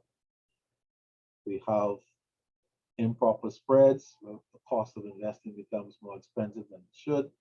It has the reduction in capital in the market because investors move their monies elsewhere. So those persons who are looking to raise money, companies and individuals, they can't because the investments, a lot of them have been moved elsewhere. And so all of these kinds of things hurt the financial markets when our behavior is deemed to be abusive. And I wonder what we mean by abusive in this risk environment. Let's see. Well, believe it or not, insider trading is considered to be abusive. That's part of the abuse. By dealing in insider trading, as we now know, that is an unacceptable behavior. Improper disclosure is another abuse of the market. Improper disclosure, just as bad as non-disclosure. So, well, we disclosed, yeah, you disclosed certainly, but you disclosed improperly, you lied.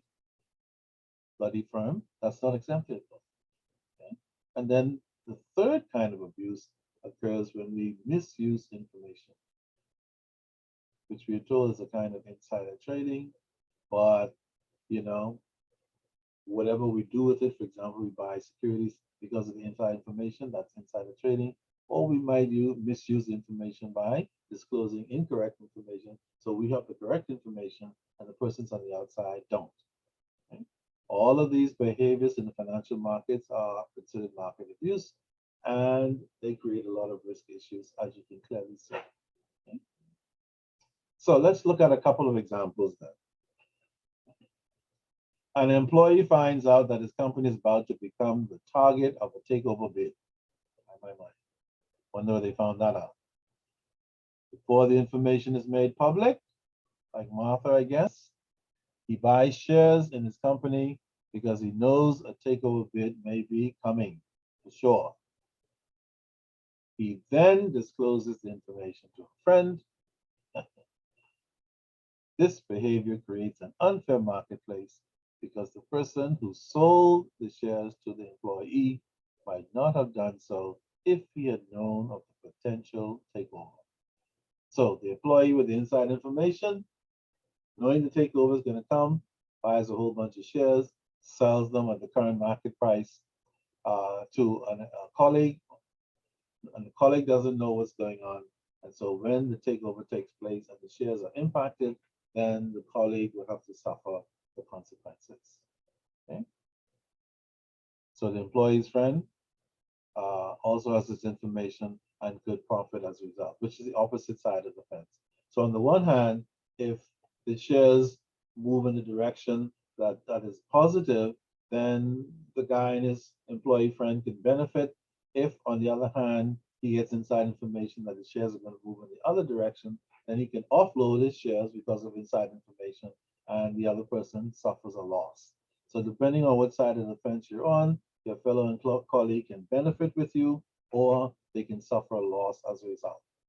in any event, this kind of behavior is considered market abuse, and it is highly discouraged. Okay? Improper disclosure, you have to tell people the correct information. Don't lie about what's going on. Don't take information and abuse it. Tell people the truth. Investors need to know everything that's going on in order to make good investment decisions and so that the market can function optimally. Bad information in the market is a nightmare because everything, in case you didn't know, in the financial markets is about information. Even if you lie and folks find out later that it's a lie, until the truth is discovered, the market start doing all kinds of crazy stuff. For example, if somebody puts a message on Instagram that Biden has been shot and nobody can verify it, then the markets will start acting weird. Investors start getting nervous and all this kind of stuff just because of that information, even though it may not be true. Okay? So it's very important to make sure that whatever we disclose in financial markets is correct, is the correct information, and that we don't misuse the information that we have responsibility for by giving anything false and misleading. Unfortunately, it happens all the time. Second example, employee learns that his company may lose a significant contract. He then sells his shares based on this information that he's certain that the contract will be lost. This behavior creates an unfair market as the person buying the shares from the employee who has the inside information might not have done so had he or she been aware of the information that the employee had. Clearly, that is a no-no. But because it's a no-no, doesn't mean that people don't take the risk to do it. They do all the time, unfortunately. Transaction manipulation, that speaks for itself. That's about giving false and misleading information or impressions about the supply and demand in the market or the investments that are going on or who's buying what. Sometimes artificially raising prices so people can go out and purchase in the market or sell off the stock, whatever the case might be. All these kinds of behaviors is what we call transaction manipulation. By doing certain things in the market to cause people to behave positively or negatively so that a particular individual or firm can benefit in some way from this behavior. Absolute no-no. Definitely under the caption of market abuse. Clearly a big part of the risk feature, for sure. Okay. Example, person buys a large number of a particular share, etc. Near the end of the day, aiming to drive the stock prices higher to improve the performance, etc. The market price is then pushed artificially high. Investors get a false impression of this artificial high price shares and so on.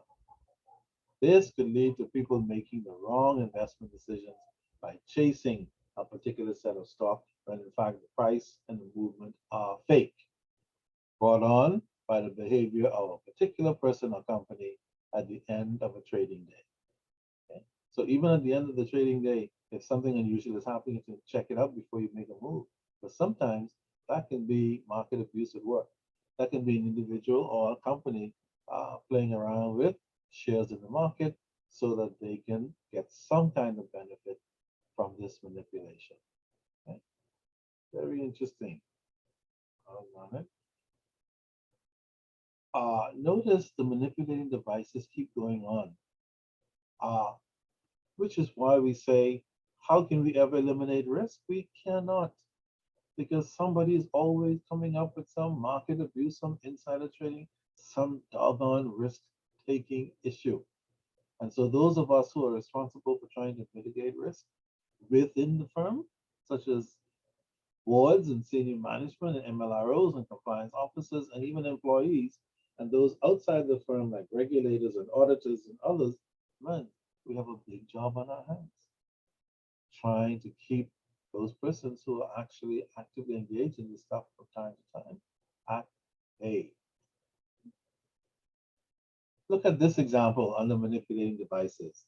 Somebody buys shares and then starts spreading misleading information so that the share prices go up. So they say some stuff so that the share prices artificially increase. This, of course, obviously will give other investors the wrong impression, thinking that the price of the shares are actually going up, when in fact that increase is artificial. As a result, they make poor investment decisions and they don't discover the problem until the shares come crashing down again or some other thing happens to affect their share prices or their investments. If you're an investor or you work in the investment world, beware. Okay? Insider trading and market abuse and all the risk issues related thereto are commonplace, especially nowadays. Folks are always looking for creative ways to manipulate the market, looking for a return on their investment of some kind. Okay? What about dissemination? Giving information that is, again, false and misleading. We just said that. Telling people one thing and actually something else is going on. Giving investors the impression that things are good when they're not so good. This is like copying the books, making people believe that the financial statements are actually what they say they are, when in fact those who know that it's a lie. Same thing happens in financial markets. Those who know, yet they spread misinformation or they disseminate misinformation and put other people in jeopardy. Okay? So somebody goes to a chat, all of you have, and posts something about a takeover of the company. However, the person who puts it in the chat knows that the information is false. This could lead to all kinds of problems like artificially raise or reduce the price of the shares, get investors going into a frenzy, and leading people to making wrong investment decisions. All because somebody went on the chat to play a game or to deliberately manipulate the market, perhaps for some benefit of their own or their company. What is all of this? Market abuse. Any action to impact the supply, demand of securities, anything to manipulate the investment behavior of investors to distort the market in any way is market abuse. Those of us who work in financial markets, we know exactly how these things can happen. Those of us who work in financial markets, many of us don't know exactly how these can happen. Interestingly enough, because a lot of persons working in financial services or securities markets don't really know about all of these little subtleties that's going on. And oftentimes we don't know until something explodes. Okay? For sure. Look at this example. These guys will go to any lengths. The movement of an empty cargo ship that is used to transport a particular commodity. This could create a false impression that the movement of that ship is going to create some change in supply or demand for that particular commodity. That particular commodity may be related to a futures contract, which means that the futures contract will be impacted because somebody sent an empty container out to give the impression that something was in there moving away to affect the supply and demand of that contract, that commodity, and therefore it's designed to benefit somebody in the deal. Probably the person or company that sent that empty container out somewhere. Okay? Wow. It's amazing how far people will go, even into impacting futures contracts. Contracts that are based on future transactions, things that have not even occurred. Folks will create artificial scenarios to impact even the trading in those kinds of securities. Something most of us don't even think about because we're not involved in futures contracts at all. But there's a group, a bunch of people out there who are trying to lock prices in for the future. Oil prices, green prices, other commodities. And then there are people out there as usual who are trying to manipulate the futures market so that they can get some kind of personal benefit. Remember that number one type of conflict? Self-fulfilling. All right, we already talked about inside information. We all know what that is. information that should be made available to the public but kept inside. And then, of course, persons inside use it to their benefit. Just a little reminder. Now, just quickly an example of insider information. If you're a passenger, this example I gave you, on a train, and you're passing a burning factory, is that inside information? Anyone? You call your broker and say, hey, some of my shares, the company that owns the factory, would that be inside information? Or not?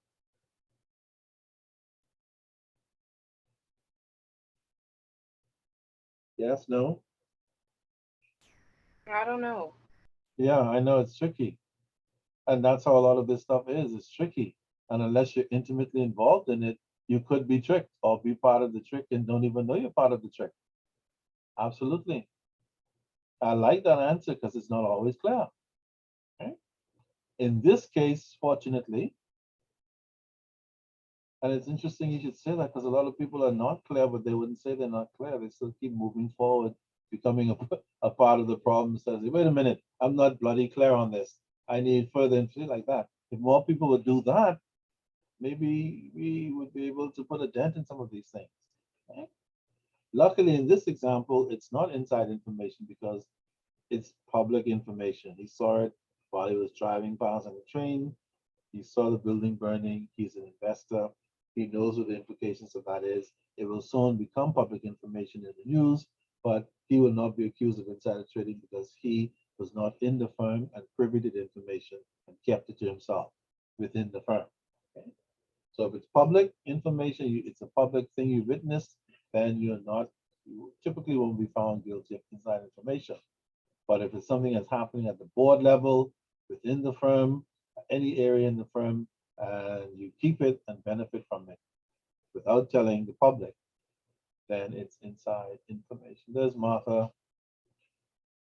She used to bake cookies and then she put her hands in the cookie jar.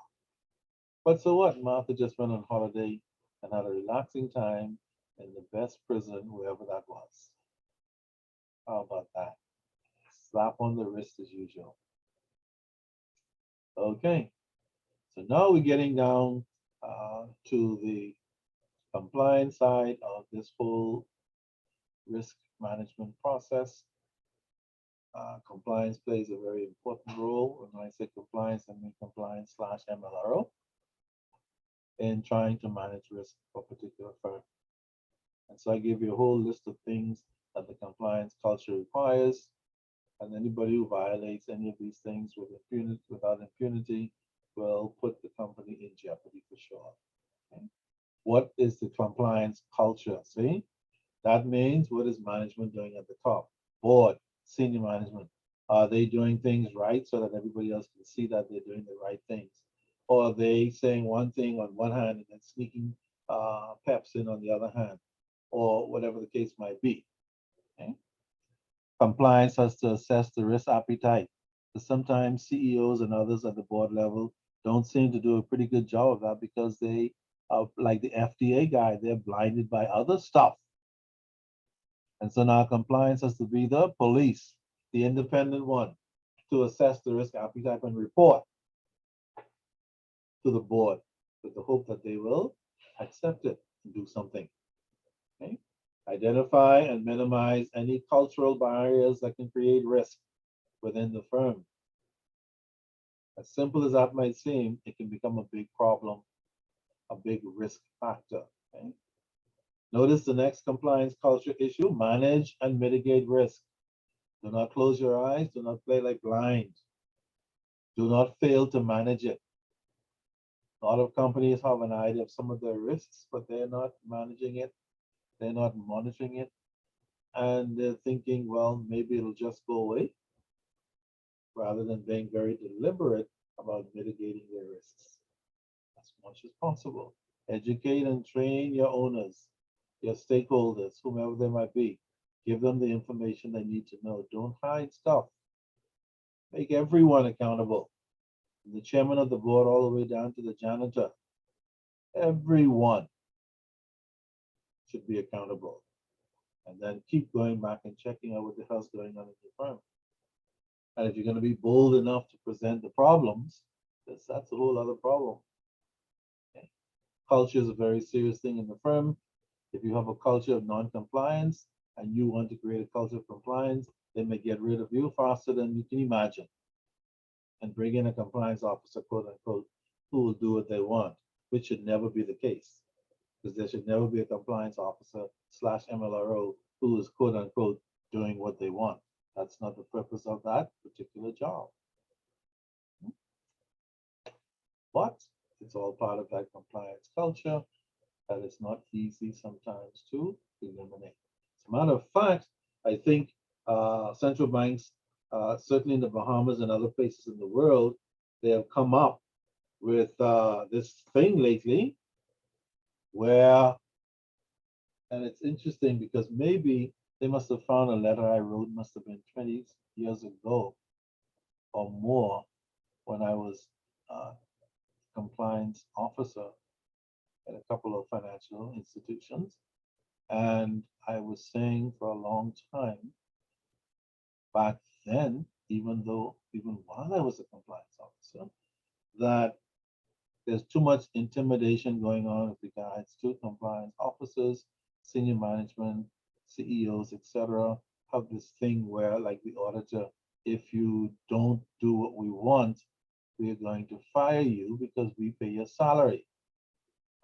One of the questions I raised a long time ago back in the day when I was a young professional was, why is it that these companies are being allowed to arbitrarily dismiss compliance officers who do not conform to the agenda? Well, that was always a tricky situation. But nowadays, I notice that regulators are doing something interesting. They now have a little thing going on, which I like, that those companies who get rid of their compliance officer, MLRO, or if they leave, they have to now give an explanation, a report, an accounting as to why that happened. And by extension, financial institutions in many jurisdictions now, if they have a high rate of turnover with compliance officers and MLROs, they have to give an explanation as to why they think this is happening. And so perhaps that might be a step in the right direction with regards to sustaining a culture of compliance and allowing the compliance professional, MLRO professional, to do their jobs according to the law. My. So, wherever you work, if you want your environment to be effective from a compliance perspective, you have to manage risk effectively. God help you, that is easier said than done. Good corporate governance is the order of the day. Getting the board and senior management to conform. My. Good luck with that. And last but not least on this page, good ethics. 2 words, but it's a mouthful. And getting it established anywhere, it's easier said than done, I can assure you. I have been there, done that many times. Okay? I have worked in senior compliance positions and senior officer positions for a Brazilian bank, a French Canadian bank, a Filipino bank, and 1 or 2 others. So I've seen all kinds of interesting perspectives in these matters. So those of you who are heading out in this particular field and being impacted by any of these things, wherever you are, it's just part of the order of the day. And hopefully you can use some of this information and some of the other information you're gathering and a whole lot of nerve and determination to see if you can move or help to move your organizations in the right direction. Sometimes that is easier said than done. Okay? And then on top of that, we have this confidentiality thing that comes with the job that we do as regulators and compliance officers and MLROs, and even just regular employees in the firm. Regular employees in the firm, some of them don't realize that they have a duty of confidentiality as well for some strange reason. A duty not to disclose a client's financial affairs. That's every financial institution person's responsibility. Some people, they don't really know that. Okay? But that duty still exists, for sure. Okay? There are only 4 exceptions, and you need to know them. Except for these 4 exceptions, we have a duty of confidentiality, period. 1, if the courts say to disclose, we must. See, that's what under compulsion of law means.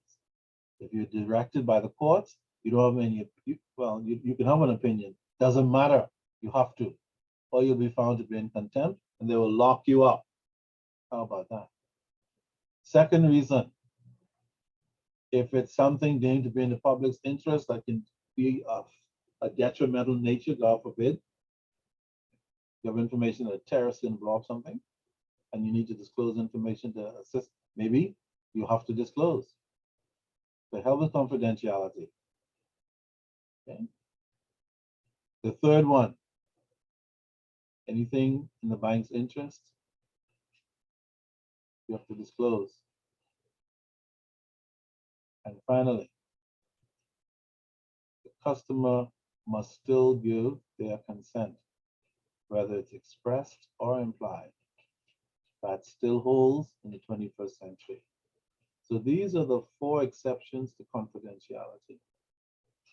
And I think it might be important to remind organizational staff and everybody else that these still exist and we're still committed to confidentiality, except for these 4 things.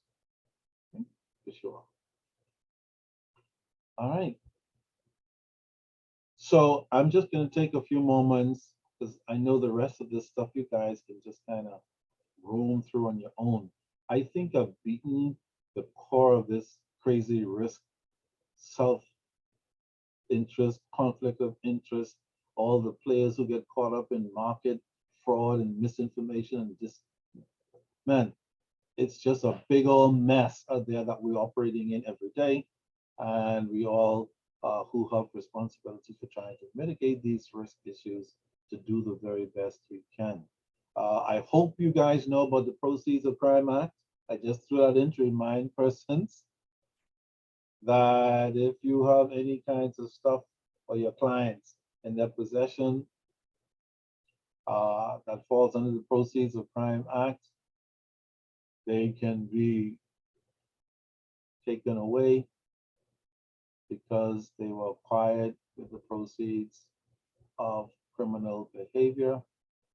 And the Proceeds of Crime Act 2000 in the Bahamas is designed to create what we call 4 money laundering offenses. And if any of them come into play, then the act kicks in to deal with it. Okay? There are reasonable grounds to suspect that property represents another person's proceeds of criminal conduct, and that property can be taken and disposed of. Okay? If you're trying to hide or conceal any property that you got from criminal activity, then that property can be confiscated.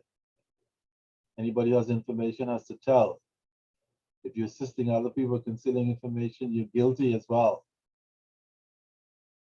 Okay, all of these are the conditions of the Proceeds of Crime Act that sometimes you may not remember, but again, we need to be aware of it because there are risk implications of not being aware of the conditions of the Proceeds of Crime Act. Because you might do something quote unquote innocently or not so innocently. Just know that under the act, if you're caught in any of these things, dog eat your lunch. Whatever your excuse is, All right. And then there's a little discussion about the FIU powers, power production orders. FIU can request information to investigate any criminal activity. We can create a monitoring set of orders for 90 days, for example, if we feel that a particular account needs to be observed and there's money laundering activity going on that needs to be investigated.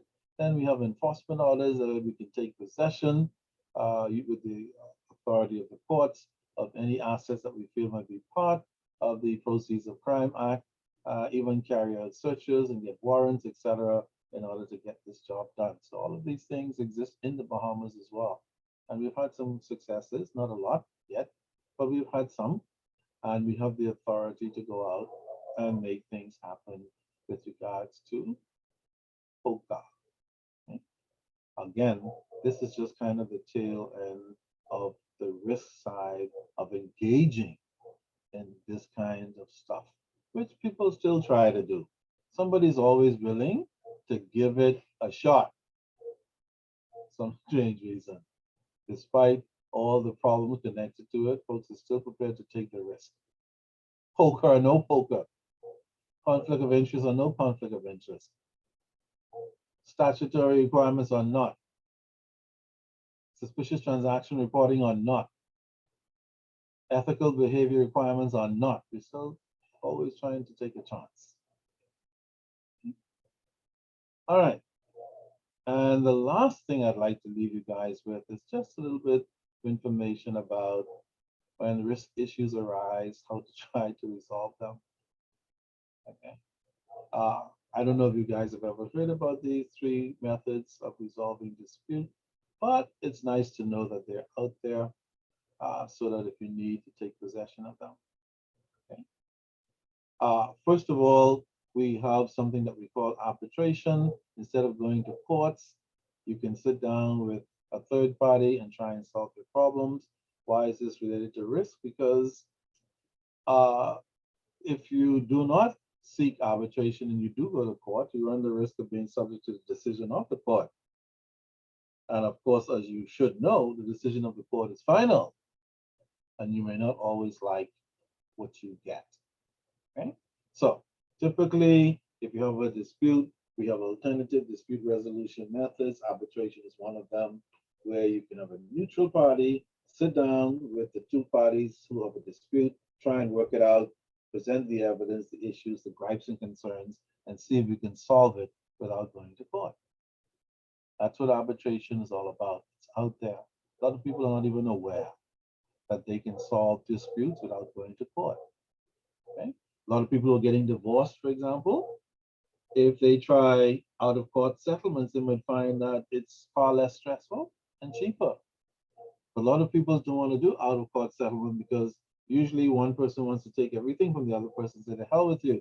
I'm not going to meet you halfway at any arbitration or any other Asian. I'm taking it to court because I want to leave you with nothing, or whatever the problem might be. But outside of things like that, we do have alternative measures to resolve issues other than court. Courts are expensive and unpredictable. Okay? And so as far as risk mitigation is concerned, persons who find themselves with disputes, in order to mitigate their risk, whether it's an organization or otherwise, these 3 options are available.